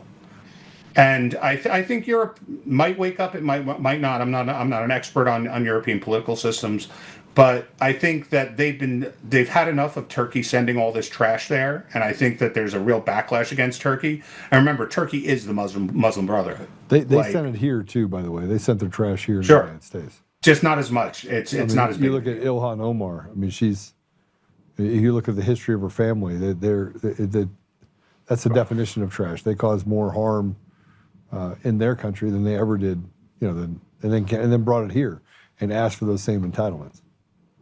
Well, that's Obama. Remember, that was the difference between the leftists and Obama. Most leftists are basically socialists, right? They believe in a strong federal government. They believe in all of this woke nonsense. Obama was an anti-colonialist. There's a big difference. He sees the West as inherently evil, right? And that we foster evil around the world because that's what we do. That's how we colonize the world. So his whole thing was, how do we tear down America and build it back into this kind of socialist, anti-colonialist mess that he wanted? And he did that by importing millions of people. Biden just followed up on it because Biden was just Obama Part 2. The guy couldn't even wipe his own ass, let alone run a country. So it was Obama who was pulling the strings anyway. Remember, Obama said he shouldn't run for office, and all of a sudden the next day he shut down. 100%. Like Obama is one of the worst enemies that America's seen in a long time, and we are never ever going to overcome all of the shit that he did to us unless we recognize it. And we recognize that bringing the Ilhan Omars and saying, Obama openly said this during his term, that Maine is too white, and he started sending Somalians there. And look at Minnesota. Yeah, I mean that's almost a lost cause at this point. Minneapolis and St. Paul look like little Somalia. Mm-hmm. I mean, it's not just bad; it's really, really, really bad. Right. People don't feel safe there. They have gang rapes regularly, and it's really bad. I mean, and then they use the pressure that they have on those people not to report it. So I have a friend that works up there in child exploitation and trying to help with women and children that are trafficked through that area. And one of the things that she said is that she goes, Joe, it's 20 or 30 times a week that there's a child that they're seeing that they're having to get out of that environment, and 99% of those children won't say anything. They will not say a word. Mm-hmm. They will not go to they're like, just get me out of here. I don't want to have anything else to do with it. I just want to go. Mm-hmm. So they get away with it. All right, well. I mean, they just caught a bunch of doctors doing that female genital mutilation in Minnesota. And they were doing it to lots of girls. They were taking girls and cutting off their clitorises so they wouldn't have sensation for sex. They said it kept them from evil. And there are people that are sticking up for them, going, "Oh no, this is cultural. It's okay. It's okay." Like they caught like 5 or 6 doctors that were doing this over a period of 10 years. You know, like how do we allow this kind of evil in our country? And at the same time, that's why I said, how do we focus on something really mundane when this is going on in our country? Like these are the things that Kash Patel should be absolutely focused on, laser pointer focused. Yeah, Fuck all this political shit. He's too busy putting his little cash symbol on his deal, walking around like he's some sort of Hollywood star. Because he thinks that popularity equals influence, and it's not. Yeah. He sees that Trump was so successful with The Apprentice and with all of that, and he says, "Oh, that's why Trump's as powerful as he is." No, Trump's as powerful as he is because he's a leader, and he does what needs to be done, and people trust him to do what needs to be done. Kash Patel is a hanger-on. He's a guy that just likes to show his face, get some clicks, and convince people he knows what's going on. And in doing so, he's wrecking the FBI. Bongino's pretty good, but I don't think he has the ability to do as much as we would like him to. You know, crazy stuff. Yeah. Bro, I love having you on. We're gonna have to have you on again. There's more stuff to talk about for sure. But anytime you want. How do people follow you? Best way to find me is on Twitter at RealHalseyE. That's where I am most. You can find my Patreon. You can go to my website if you want to donate or join my Patreon or anything like that. It's HalseyEnglish.live, and it'll redirect you to my page. I'm actually drinking. I use 2 tea bags in every tea that someone in your chat asked me. I use 2 tea bags in every tea that I make. One of them's black tea, one of them's green tea, because I like the taste of the green tea, but I like the caffeine jolt from the black tea. So I put one of each in and a little bit of sugar. Awesome. Well, I tell you what, we'll have you on again. Thank you again. Mm-hmm. Thanks for the wealth of knowledge. I told you the thing that I struggle with. I still struggle with it, and Sure. I'm trying to figure out how we can put individuals that become a collective into a group, regardless of who they are, even the P. Diddy's of the world. I mean, I don't care what color they are either. I just care that we kind of get rid of the, as you say, take The trash. We've got to take out our trash, right? Yep. There's a lot of it. All right, brother. God bless you. I'll send your director the thing about the gun I'm looking for. It's I have a huge family, so I'm always tight on money, but there's something I'm dying for. So if you can find one for me cheap, CZ Shadow 2 carry. Oh, absolutely. I get one of those, no problem. Excellent. Do you want the 2087 or which one do you want? You want the full body or the? No, the carry, the 4-inch. Okay. I'll get it for you. Yeah, I'm dying for one. My competition is a full-size CZ Shadow 2. But I'm dying for the carry. I carry a Glock 19. I carry only full size, but the CZs are just way too heavy at full size. They just pull my pants down. I have to wear suspenders everywhere. Have you looked at the 365s? I'm not a fan of Sig Sauer at all. Okay.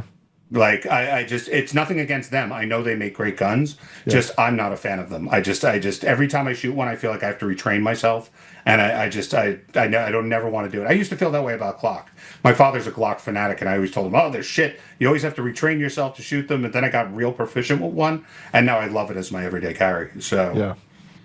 So I switch back and forth between a CZ and a SIG, and then I have. I have probably 200 guns at my house. You come into my gun room, and you're like, and you look around and you go, "Oh, this is heaven," and 100,000 rounds of ammo. Even though you can only shoot one gun at a time, I got to make sure I have enough ammo for the zombie apocalypse.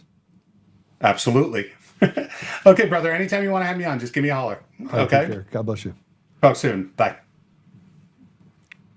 Well, we're gonna take a quick commercial break. I'm gonna wait for. We have. Juan will be on in 20 minutes. 20 minutes. When's he on? When's Juan going to be on? Okay, 20 minutes. Good. We're going to go to a quick commercial break. When we come back, I want to go over some of the stuff with you that I know we talked about a bunch of stuff with Halsey, but there's some other things that I want to talk to you about related to what's happening in on the West Coast with Antifa, with the extremists that beat the preacher. By the way, the guy that at UC Berkeley never threw one punch, got punched almost 15 times, was bleeding everywhere, and got arrested because that's what the police do. They stand up for these criminals. We have information about that particular individual, and I'm going to ask you to make calls because this person should not be employed anywhere. He should be completely canceled. But we'll be right back after this commercial break.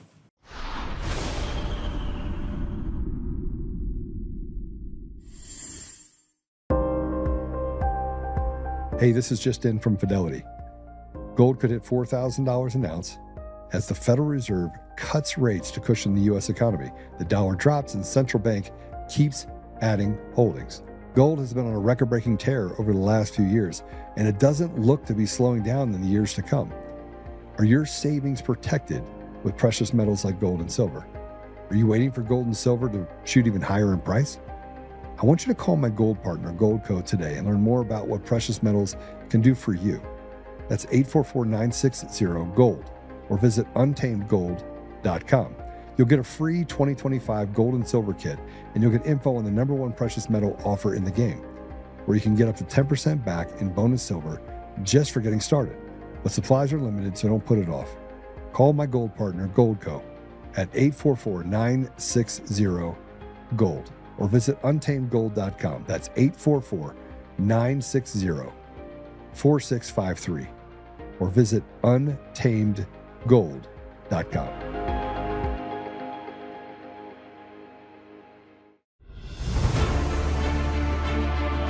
In every thread, in every stitch, Honor-Bound USA weaves the fabric of the American spirit. It's not just apparel, it's a testament to God, family, and country. At Honor-Bound USA, we're a family of patriots who put our faith, family, and America first. When you visit our website, you'll find a line of products that embody our commitment to pray, stand, speak, and act.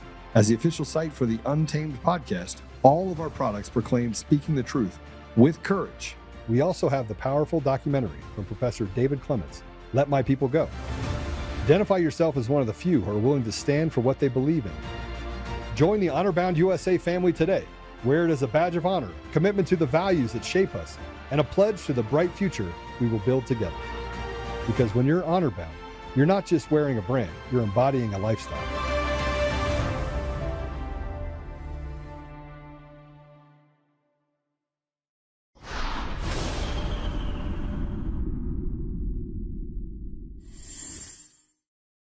Oh, hey guys, sorry about that.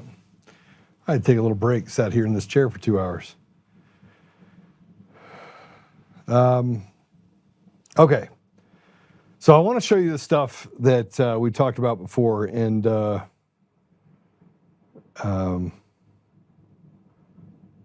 I don't. Well, let's just play it. Here's a tweet by Andy No. It's the far left Muslim extremist who severely beat the TPUSA attendee after robbing him at UC Berkeley has been identified. And so let's put this up if we can. His name is 25-year-old, you can't make this up, Jihad Alphabet, the Free Paulas. 25-year-old listed with the California Public Health. So you can go to @CA Public Health is his employer. He calls himself a rapper. He's known as AR the Believer. He tried desperately to hide his face from the cameras when his disguise was pulled off. He came to the attack wearing gloves. He attends the Lighthouse Mosque in Oakland, California. So he works for the Department of Public Health. No-show jobs. Let's show you some of the pictures of these people. So this is the guy at the bottom right. So there he is. That's the guy that had this stuff pulled off him. You know, you beat up a preacher that doesn't want to. Show the second picture if you would. Here he is trying to hide his face. He was wearing gloves at the time they did it. Let's show the preacher at the bottom right. There you go. He got punched over 15 times. The police treated the other guy well, and they basically threw this guy around. That's how bad the police force is in Los Angeles. They want to promote and act as a backstop for the criminals, it appears. Really terrible. Here's aerial footage of how the incident started. I want you to see this. Let's go ahead and play cut 2.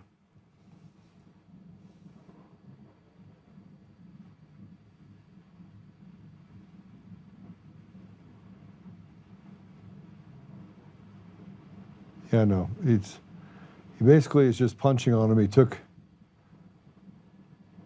continually punching him. This is the guy rips his chain off. Never threw a punch. You can see where the police got involved and they went after the pastor, didn't go after, yeah, pretty crazy. And you can see where the police are nicely walking him away, and what they did to the preacher was unbelievable.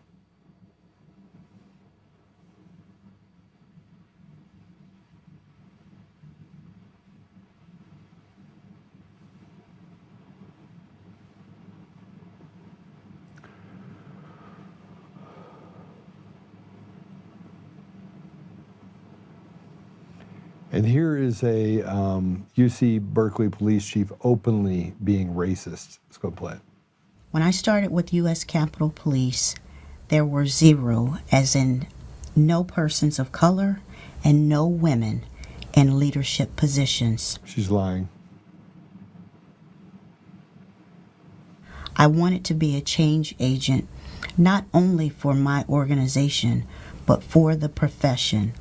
I didn't want any women to have the experiences that I had when I was oftentimes sitting in a room that was occupied by only white men, and some of them who thought that I didn't deserve a seat at the...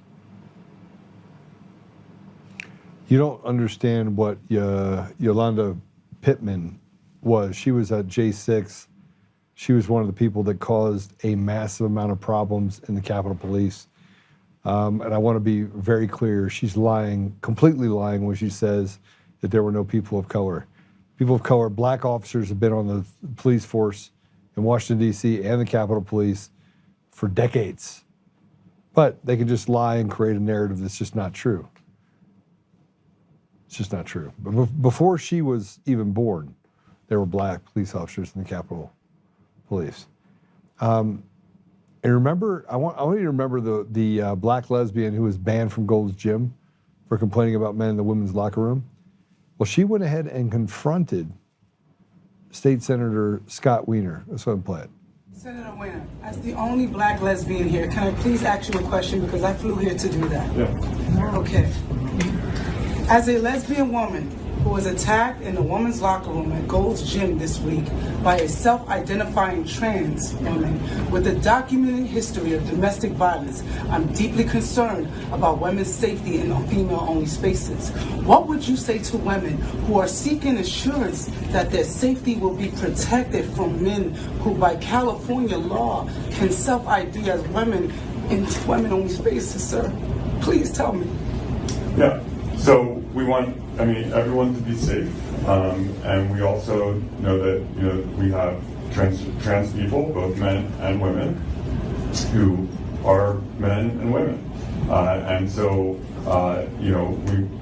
so if you're trans women are women. Senator, you've done great things with the bills you've passed with the housing. I've read a lot of your bills, and like you said, there are bills that need to be opened up, and I'm telling you now, millions of women across America are being harassed and sexually assaulted in locker rooms. I'm a lesbian black woman. I'm not transphobic. I'm not homophobic. And I do respect a lot of the things you've done. But I do see a lot of these bills that you've passed that are dangerous for women and young children. And I understand that you're trying to be on a level playing field. And I'm here to represent my community because I hear a lot of things about my community in these bills. And I'm telling you as a woman, first and foremost, that this is dangerous and we need your help because you're in the office. You're going to go in the publicity spot. I want to support you. I have millions of people behind me watching this right now. And we want to know, are you going to protect women? Not trans women, women. Trans women are different things. Women. Listen, we need to protect women's safety. I was assaulted. Women are women. I was assaulted. No, they are not. They are men. I was assaulted by men. He broke his wife's jaw so bad she needed reconstructive surgery. I'm a lesbian. I'm not transphobic and I'm black. So if there's another black woman in here who wants to tell me how they feel, please join in. But all of you are not. And I don't know who you are, what you are, but I'm a lesbian, and I'm telling you right now, men are harassing women in the locker room. Let's let him answer the question. I'm just telling you, since y'all want to woo. No, just let's. Now I'm done. And by the way, I respect what you have done. I just want to let you know that. Let's give the senator the opportunity. I'm done. I appreciate your point of view. Thank you. I'm so sorry that you were harassed, multiple times. and I appreciate you talking about it. I think we need to protect the safety of all women, and that obviously that's incredibly important. And I also know that trans women are also brutalized in this country. So women and cisgender women are brutalized in this country, and we have to protect the safety of all women. We have to protect women. We cannot be raped in the bathrooms by men that want to say they're women. They're not women. They're not women. I'm leaving. It's okay, but I'm not going to take it. I am leaving because you know what? You guys are not protecting women. You're doing a lot. The bills that you're passing for the law, I read a lot of them. They're great. But this things with the trans, it's not right. Thank you very much. You're welcome. Thank you. And my name is Tish Hyman. You heard me, sister? All right. Don't let them use our blackness and our civil rights as a reason to pass weird laws for children to transform. It's wrong. My sister's in jail. She can't get free tampons or soap, but she can get free transformation medication. Big Pharma at its best. Tyler. Yeah, Scott. Okay, so let me just put this in perspective for you. Who is Scott? Who is this guy, Scott? Well, he's a gay dude. He's a Jewish gay dude. Jewish gay dude. Aren't they all? Aren't all the ones that say that trans women are women? They're not, they're men. Nobody is brutalizing transgender anything, except for when they show up to Antifa rallies and try to act tough, and then they get punched in the mouth. Nobody's brutalizing. Nobody cares if you want to walk around with a dress on, but you're still a dude. You don't get to go into a women's locker room. Period. You don't. This is a Democrat politician that serves in the Colorado State Senator for District 11 since 16. He represents San Francisco and parts of San Mateo County, including Dale City, Colma, Broadmoor, and South San Francisco. He's openly gay, the co-chair of the California Legislative Jewish Caucus. Of course he is. And the former chair of the California Legislative LGBTQ Caucus. I want you to meet Scott Wiener, courtesy of I Find Retards. Put it up. Scott Wiener, there he is right there. I don't know if you can go up too far on that picture. Okay, he's wearing pants. Good. This is the guy that says that trans women are women. These are freaks. These are demonic trash. And it's time that we take out the trash. All of it. Take out all the trash.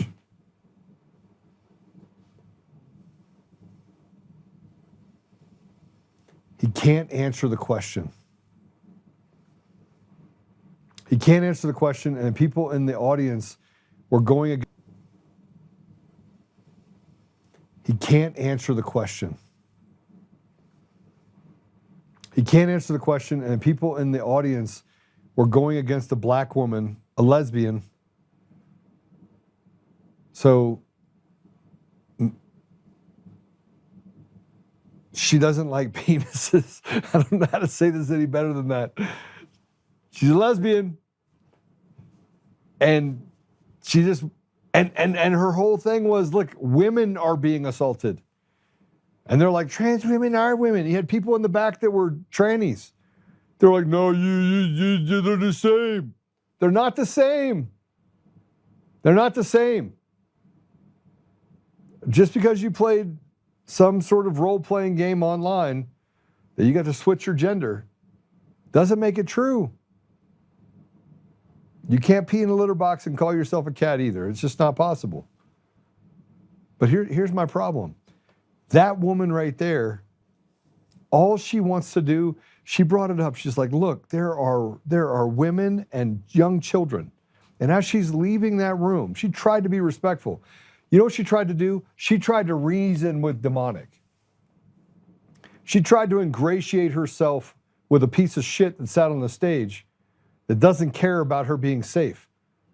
Why would he care? He'd probably celebrate being assaulted in a locker room. I mean, this is the ridiculousness that I talked about at the very beginning of this show. How is this not ridiculous? Don't have a dude with a penis walking into the locker room. You identify as a woman. Okay, you look like a dude and you got something that swings between your legs. You're going in the man's room. And if you don't like that, get dressed and undressed at home.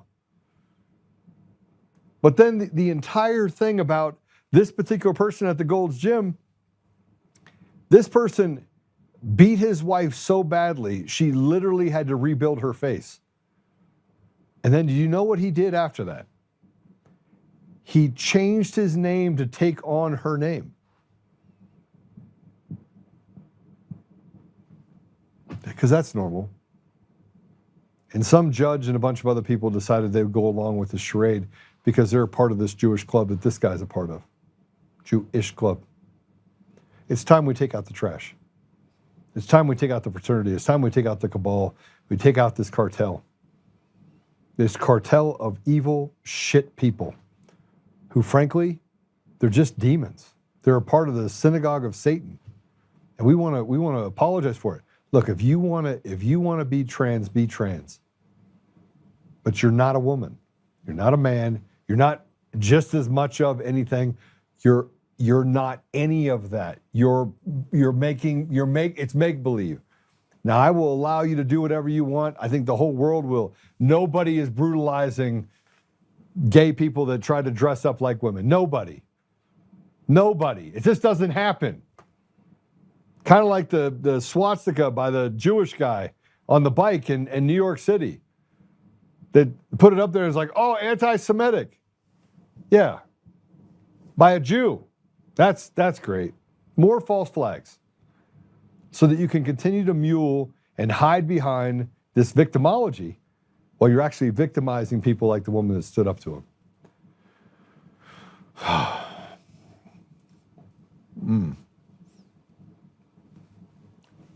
Remember what I talked about Kabuki Theater? Juan's going to be joining us here any minute. And he'll give us an update of what's happening with Tina.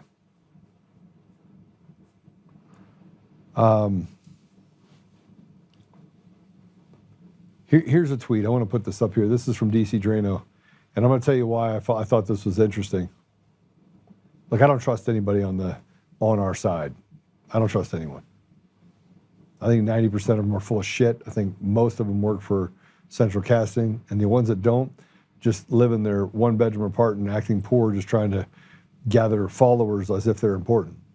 But they could never really accomplish anything. DC Drano at least has a job. At least did something in the future. He says, don't worry, Jenna Griswold, we haven't forgotten about you. I will spend the next 3.5 years making sure you are held accountable for your election crimes and for what you did to Gold Star mom, Tina Peters. Enjoy. Now, this was in response to what CanCon put out. So if you go all below that, there's that piece of shit. Colorado law is explicitly clear. Jenna and the culprits must be arrested and charged. They destroyed a Gold Star mother and elected officials. And this just goes into tampering with evidence. Any person who knowingly publishes or causes to be published passwords or other confidential information related to a voting machine system shall immediately have their authorized access revoked and is guilty of a Class 5 felony. there's a federal law too for active coups. And by the way, the more information that we have out there that we talk about, the more times that we take a left or take a right, or that Kash Patel puts it out there that we're, we punted down these nefarious criminals, these pro basketball players, that we needed to arrest them because, the FBI is for law and order.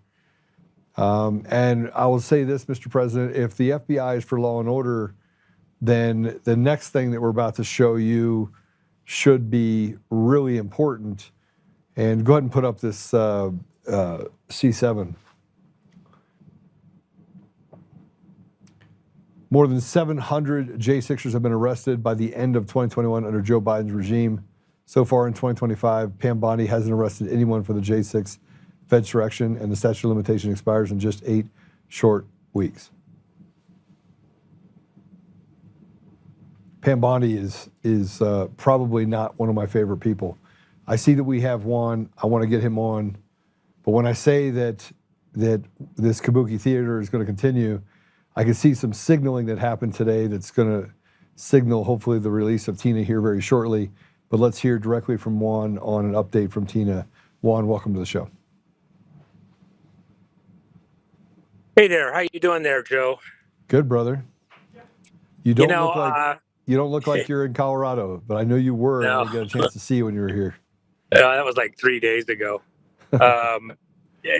People don't realize just how much I do travel. But, the reason I wanted to come on, we had a show scheduled, and because of my travel, we had to push it back a couple days, and I apologize for that. But then, of course, this happens, and we have to kind of race it into do this right now.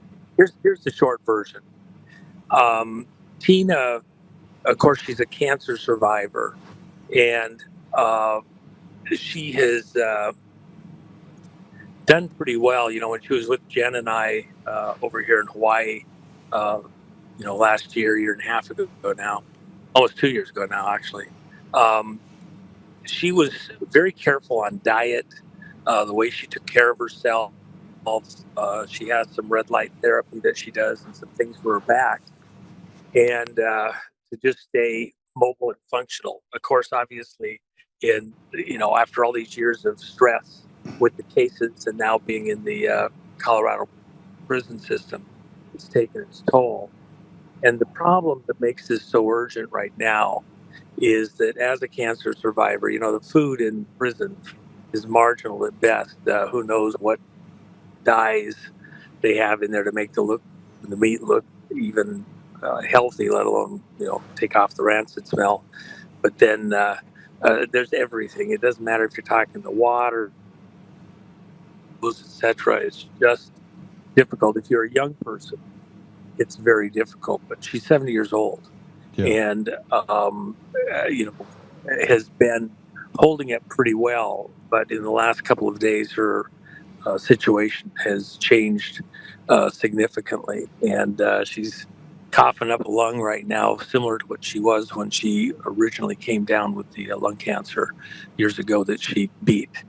I'm very concerned, and it's not Chicken Little crying, sky is falling. I've avoided that all the way along. Hope has a lot to do with how you deal with sickness in your own situation, without a doubt. And, she was told by a number of people in authoritative positions. She looked like she was going to be out on her birthday. Deal was done, and she wasn't released. She's still in there. And now with the health issue suddenly escalating just in the last couple of days, she's a hero. They'll make monuments to her. We'll get statues. Everybody will be all right there to proclaim how beautiful what she did was and important it was from the patriotic community. But at the end of the day, I'd rather have her than a statue. And it's that serious, okay? She needs today. She doesn't need to go to the infirmary. She doesn't need some infirmary nurse to give her aspirin. We need her out. We need her where she can get real treatment right now, today, before this escalates further. And I understand, because I've dealt with all the stuff in the legal community. It was Trennis Evans and I that got her moved over into American Rights Alliance, and Peter Tickton is the lead attorney to help out with Tina's existing attorneys. They've done everything right.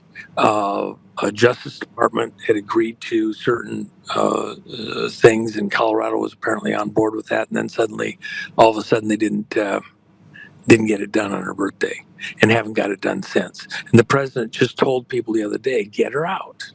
Well, excuse me, at this point, the talk's over. It's become extremely serious, and whatever you got to do, it's time to get her out. That's the way it is. That's what needs to be done right now. And the only thing I can say is, I'd ask your audience to, not only themselves, but everybody that's within the patriotic community, needs to call the White House. Get Tina Peters out. I don't care about talk anymore.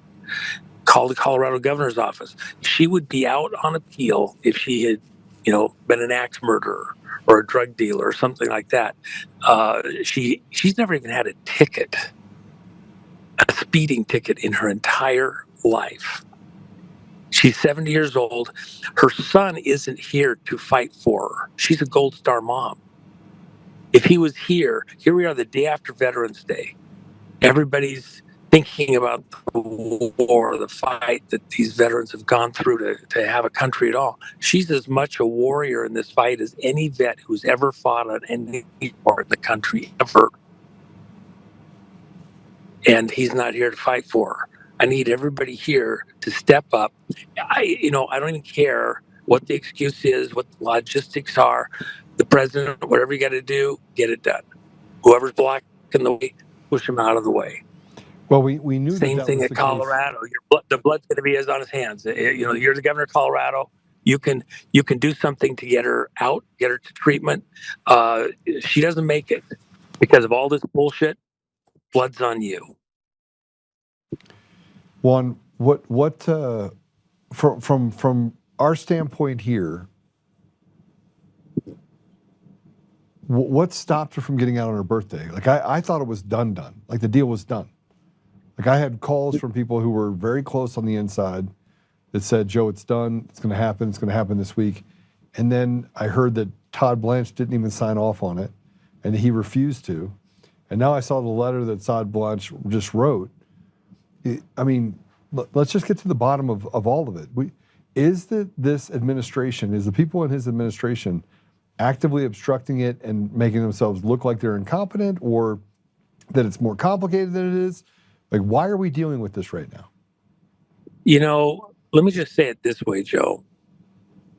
I don't really give a flying whatever what the excuse is, who's pointing at who. Yeah. At the very top, President Trump, Pam Bondi, these people work for you. You need to step up and cut the bullshit.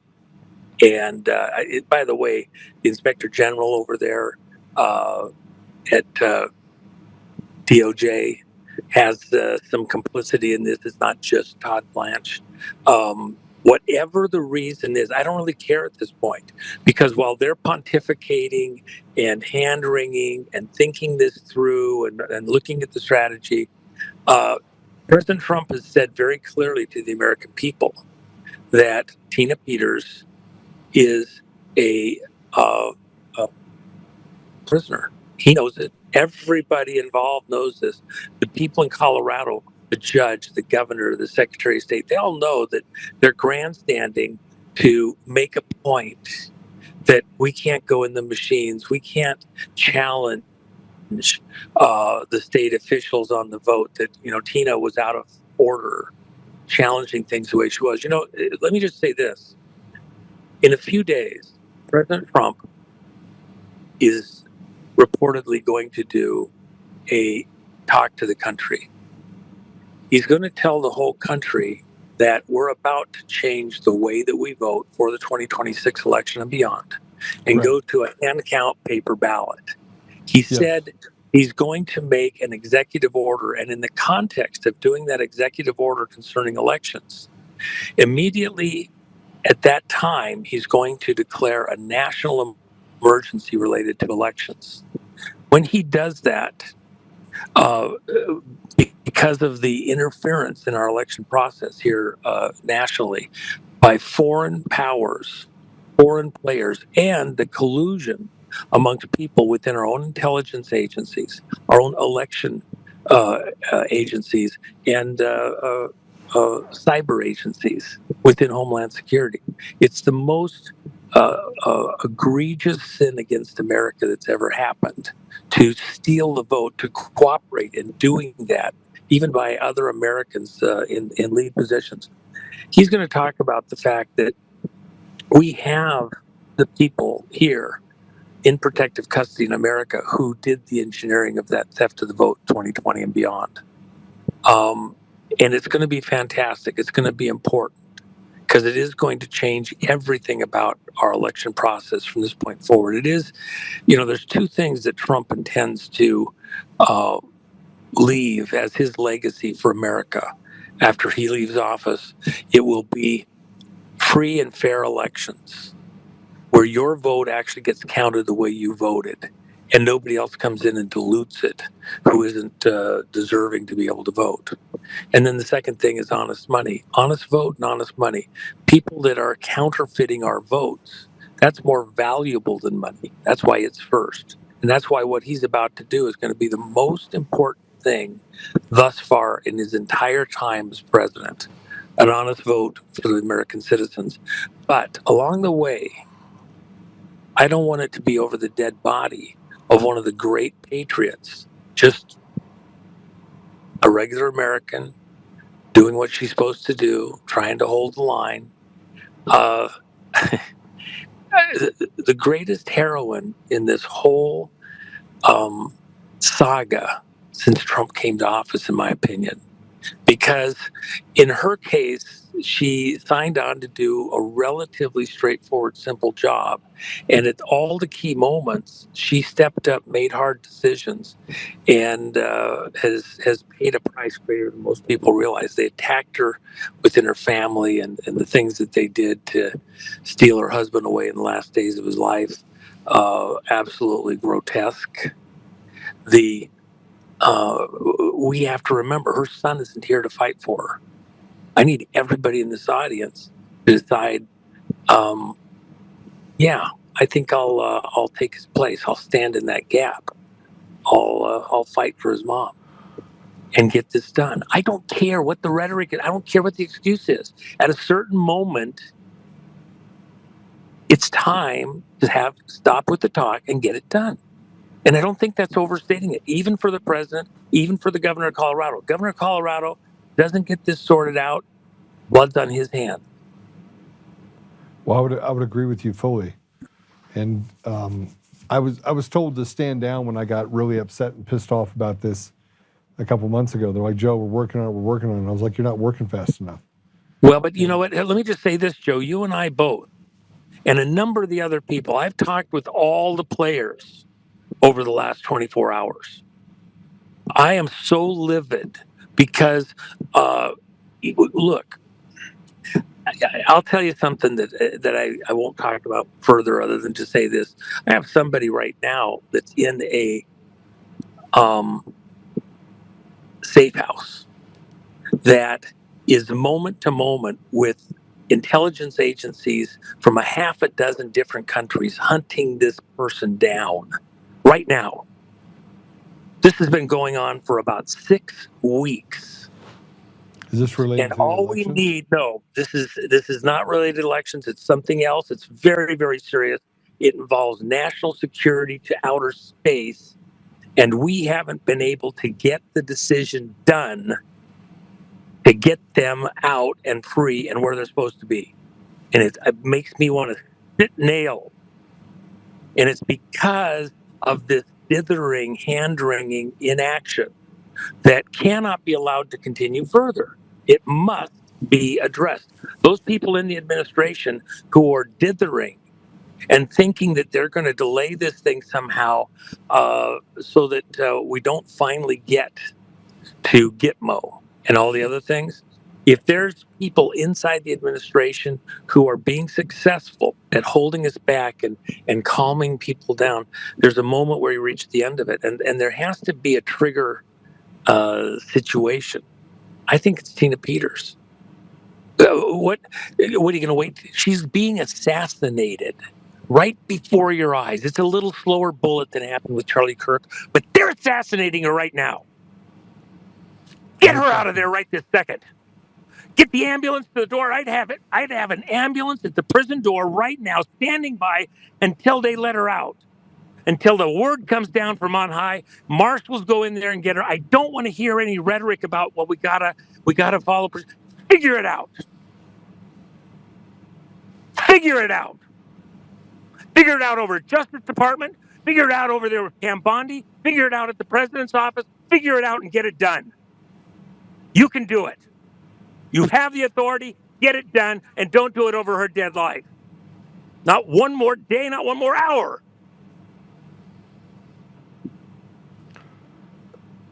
Juan, I'm ready to drive a truck through the front gate. I think I need 1,000 people standing at the gate right now. Let Tina Peters out right now. Gets me off. What are they going to wait until after she's gone, and then they're all going to be, oh, it's so sad. I'm so sorry. Right now, if they get her out this second, she needs to be in hospital care this second with real clinicians that know what they're doing. Get her out right now. No time for talk. I do not want to do this at a funeral procession. Gosh, we all tried. We all tried so hard. Juan, this is kind of the story of my life. I started the show this way. I started the show with, we sit here and it's kabuki theater, and everyone wants to talk and act tough. We're all about arresting pro basketball players that have an illegal poker game or gambling, but we can't take care of the basic principles of the fundamentals of the American ethos, which is free and fair elections. And we're gonna let the Tina best thing I can think of. Yeah. The best thing I can think of, Joe, and I've thought this through, but there's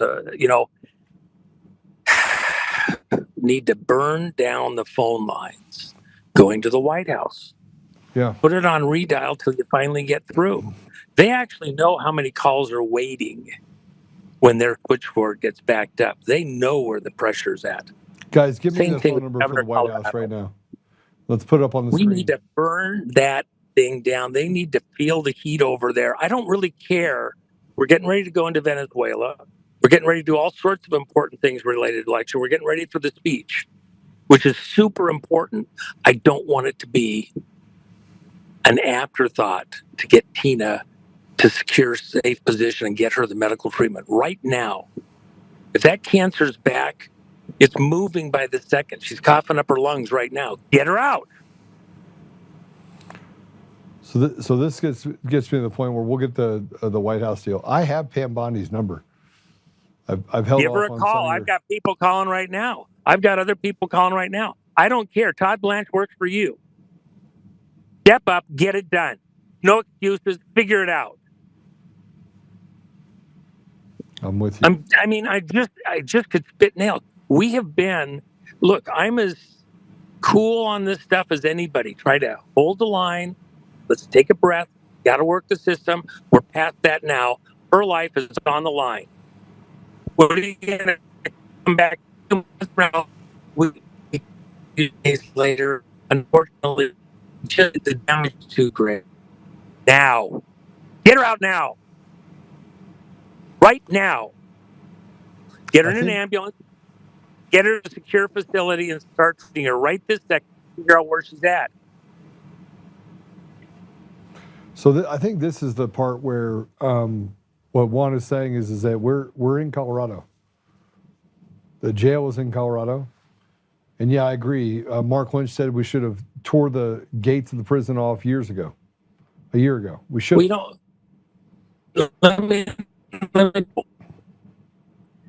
Everybody will have a kumbaya moment. They'll all show up after the fact. They'll have their candles. They'll have their cell with the lights. And gosh, I'm so, gee, I sure miss Tina. I sure wish we'd got her out in time. Bullshit. Everybody needs to show up over there. I'd get, 20,000 cars over there right now. Block the Franken road to the jail. Nobody else gets in or out until we get her out. Whatever you got to do. I don't know what it is precisely. You guys are there. Figure it out. Whatever it is that puts pressure on the governor, whatever it is that puts pressure on the White House, whatever it is that puts pressure on Pam Bondi to make sure they know that she's in the balance right now. I wouldn't be saying this. I wouldn't be crying wolf.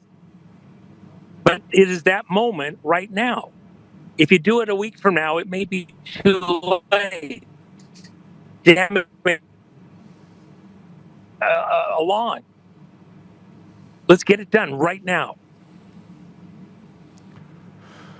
I did hear I'm going to lose you momentarily here. I apologize, Joe. I appreciate so much that you let me get in here. Absolutely. I did hear that, and I just actually sent a text message just now saying, is it true or is it not true that they're negotiating her release this week?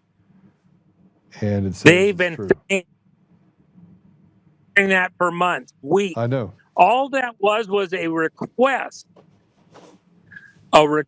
from Todd Blanche that Colorado hand her over to federal custody. It was a request. It wasn't a demand. It wasn't official in any way except an official request. It was bullshit. Get it done now, and she doesn't need to go to federal custody. She needs to go to a hospital. Get her in a hospital right now. All right, here we go. We got the Polis number. Where's the Polis's number? Let's do this. Here's Pam Bondi, 202-514-2001. You can call Pam Bondi's office. Let's just get on. I think we should actually. What's that? Jen is asking you to say it one more time. Yeah, you gotta get those up. So Pam Bondi is 202-514-2001. The switchboard for the White House is 202-456-1414. That is a switchboard for those tech guys out there that are listening to me, because I know I got friends that are there. Why don't you just put it on speed dial? Just have it just dial. Just keep dialing. Keep dialing. Let's tie it up. And everybody here, please ask the word. This is the one time it was your mom, it was your sister, your neighbor, whatever. It is movement, and she needs to be heard. This is where we have an opportunity. All right. Jared Polis. I got to bow out here. Go ahead. Okay. Juan, God bless you, brother. We'll continue to talk about it. All right, go ahead and let him out.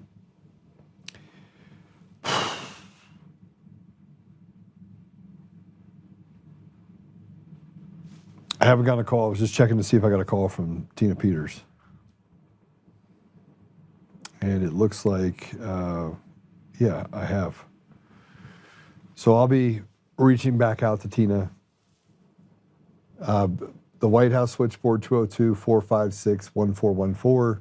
Jared Polis, 303-866-2471. 303-866-2471. Everyone knows that what Tina did was righteous. And everyone knows that the radical left weaponized the system and made her a political prisoner. Everyone knows. But those pieces of shit have rounded the wagons, and they're protecting all of the demons within their camp. I'm going to do a special on a case that involves Polis, Phil Weiser, Jenna Griswold, and a $15 million bribery deal. I'm going to do that next week. But here's what I need you to do. 202-456-1414. And here's a public comment line if you want it, 202-456-1111. I'm going to reach out. I'm going to text Pam Bondi when I get off this call, when I get off this deal. And then Jared Polis is 303-866-2471. Pick up the phone. Pick up the phone and do something on your side. We certainly will on ours. She needs to be out 9 months ago. By the way, I want to point out a couple things about the rotted judiciary that we have and the judges that we have. And I was reviewing some of the depositions that Coomer's lawyers have done, and there was these motions that were pending in front of the judge, and the judge didn't address any of them. And so it caused great harm to a couple of people that were deposed by Coomer's lawyers. And now there's ethics complaints that are being filed. I'm going to file one. I know a lawyer's going to file one. I know that those witnesses are filing one. And then we're filing for sanctions against Coomer's lawyers because all they've done is try to harass, intimidate, and destroy people around me. This is what this system does. These are what these people do. This is what these judges do.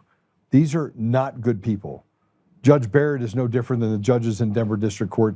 They are rotted to the absolute core. They are some of the most horrible, demonic individuals that you will ever find. There's nothing about them that even is remotely ethical, moral, good. These are the people that literally, they're just evil. And so evil thrives in these evil environments by creating things that are just lies. That's all they are, is big liars. I'm going to tell you that Tina is in jail because of Eric Coomer. Tina is in jail because of men like Eric Coomer and John Polis and people that even by Coomer's own admission, all believe the same thing.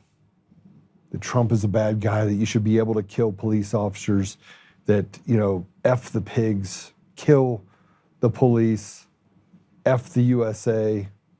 These are espoused beliefs of people who ran 50% of the vote of the American people. And we have evidence in every way, shape, and form that the elections were stolen. Every way. Every single way. I sat in front of a jury of 8 people with Mike Lindell. And had the judge not violated the course of law, had Judge Wong not violated law and decided for the jury that I find that there is per se defamation, had the judge not said that that was a determining factor and they need not to decide if it was defamation, then they would have thrown it out. But in that case with 8 blue hairs, I call them blue hairs, 8 people on the jury, the one thing that they said is Joe was not defamatory and he was absolutely credible. But what Coomer's lawyers are doing are relying on a system that literally is designed to destroy people. It is evil by itself. And it came for Tina, and it's coming for other people as well. It's coming. Nothing's changed, guys. Tina's still in jail. And you cannot tell me that President Trump cannot reach in and grab Tina Peters out of jail. You cannot tell me that it's more complicated than that, because I know you're lying. And you know how I know you're lying? Because I've seen it happen before. I've seen people that are in jail and they just reached right in, grabbed them out and said, thank you very much. You're going to become a witness. You're going to become you have to work for the federal government. We need you. And she's a witness. And if what Juan is saying is accurate, which I have no reason to believe it's not, but if that's accurate, then Tina is again becoming the useful idiot of people who don't give a shit about her. So prove me wrong, Mr. President. Prove me wrong, Pam Bondi, that you're not standing in the way of justice, that you're not just one of the other rotted apparatuses that would rather go over here and attack pro ball players for having an illegal poker game, and that you actually care about the American people, because right now it doesn't look like you do. It looks like business as usual. You're just an extension of the Biden regime. We don't care about Israel. We don't care about overseas. We don't care about any of it. You know what we care about? We care about the fact that you could stop the grift on the American people. We're tired. Like, there's not much meat left on the bone for us. And I'll leave you with this. Are the left happy? Are people on the left happy? And are people on the right happy? Anybody? Are either side happy? You want to know why? Because we were never designed to be happy. We were designed to be slaves that stand on two sides that in some sort of gladiatorial contest, we get to fight each other while they sit and eat the spoils of the American people. We were designed to be slaves. And the sad part is that I'm not sure I want to live in a world like that. I'd rather fight. I'd rather rip the doors off of the prison and take Tina out. But then where do you go, right? Where do you go in a system that is designed to defraud the people? These are frauds. Matt Crane is a fraud. Eric Coomer's a fraud. These are people that literally have done nothing but steal and take from the American people in a system, by the way, that they say, how dare you question us? Sit down, shut up. We get to decide what the elections are. This elections is more like it. All right, let's go ahead and pray for Tina. Father God, thank you for the opportunity to be here today. Thank you for the trials that you put in our lives. And thank you for the sacrifices that Tina has made. Father, I ask you to put a special blessing over Tina Peters. Lift the burdens and heal her. I ask you to give her the strength to continue and to endure, while, Father, also putting it on the people around in government, putting it in their heart and putting it on their plate that this is a priority to free Tina Peters. We can see it so clearly, the corruption that we're up against and the fact that we are debating the ridiculous. We know that we are fighting evil when evil has no answer other than, I'll do what I want. So, Father, I just ask you that they would not do what they want, and we could get into a place where we can fight back with such velocity that it becomes impossible for them to ignore us. Help us, Father, to stand together. Help us to fight these demons. At the same time, Father, I just ask you to take care of Tina's health, to guard her, and to help us that we may kind of get through all of this that we're dealing with this entire year. I also ask you to bless President Trump and give him the strength to be able to fight through these really bad people who, frankly, are just feckless cowards, self-serving, self-gratifying. And yeah, I'm angry.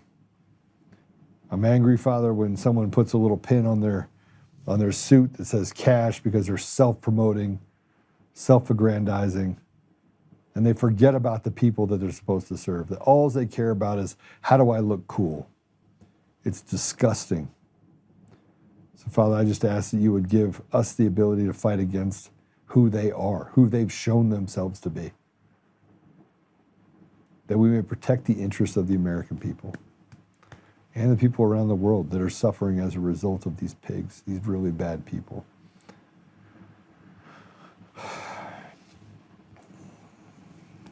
I ask for these things, Father, very angrily, actually, and I'm sorry for that. But I ask for these things in the name of Jesus Christ, amen. I'm pissed. There's a prayer meeting tomorrow for Tina, 669-274-9260. Come over and pray with them. And Gammy talks about Sharona Bishop. Sharona Bishop is a Fed, just so you know. She's playing for the other side. Gerald Woods, all the Fed boys. It's really bad. I mean, we don't have having people on our side would be very difficult. If you want to know who's on our side, it's the people that are still being persecuted. Patrick Byrne, myself. Yeah, people that are still in the fight, that will fight to the bitter end. I think you can trust every single one of them. The ones you can't trust, oh yeah. Yeah, the treasure hunter, can't trust him. He's full of shit. Yeah, I don't even, I've got to the point now where I just, it's a foregone conclusion. The CIA is deep into doing stuff on our own soil that they have no business doing. They're literally interfering with everything. The people like Chuck Faddis who work with Sidney Powell, that work with Jenna Ellis, that created this entire chaotic environment so that they could start to discredit people. It's crazy. It's crazy. But yet, so predictable. So predictable. Anyway, have a great night. We'll see you tomorrow. Remember, make the phone calls. And yeah, we'll get back to working the problem tomorrow. All right, God bless you.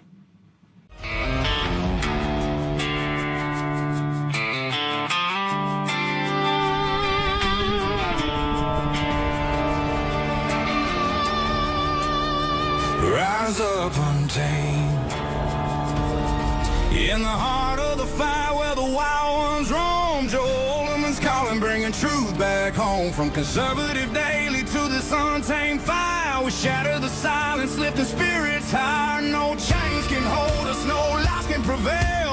Authentic and fearless on this rugged trail. Patriots gather under stars and stripes. Untamed nation, igniting the night. Untamed nation, let the truth roll out in this land of the free. Standing proud from sea to shining sea, we won't back down. Catch the fire, wear the crown. Untamed nation, it's our battle song, motivating hearts where the brave belong. Yeah, untamed and wild, forever strong. Play it again all night long.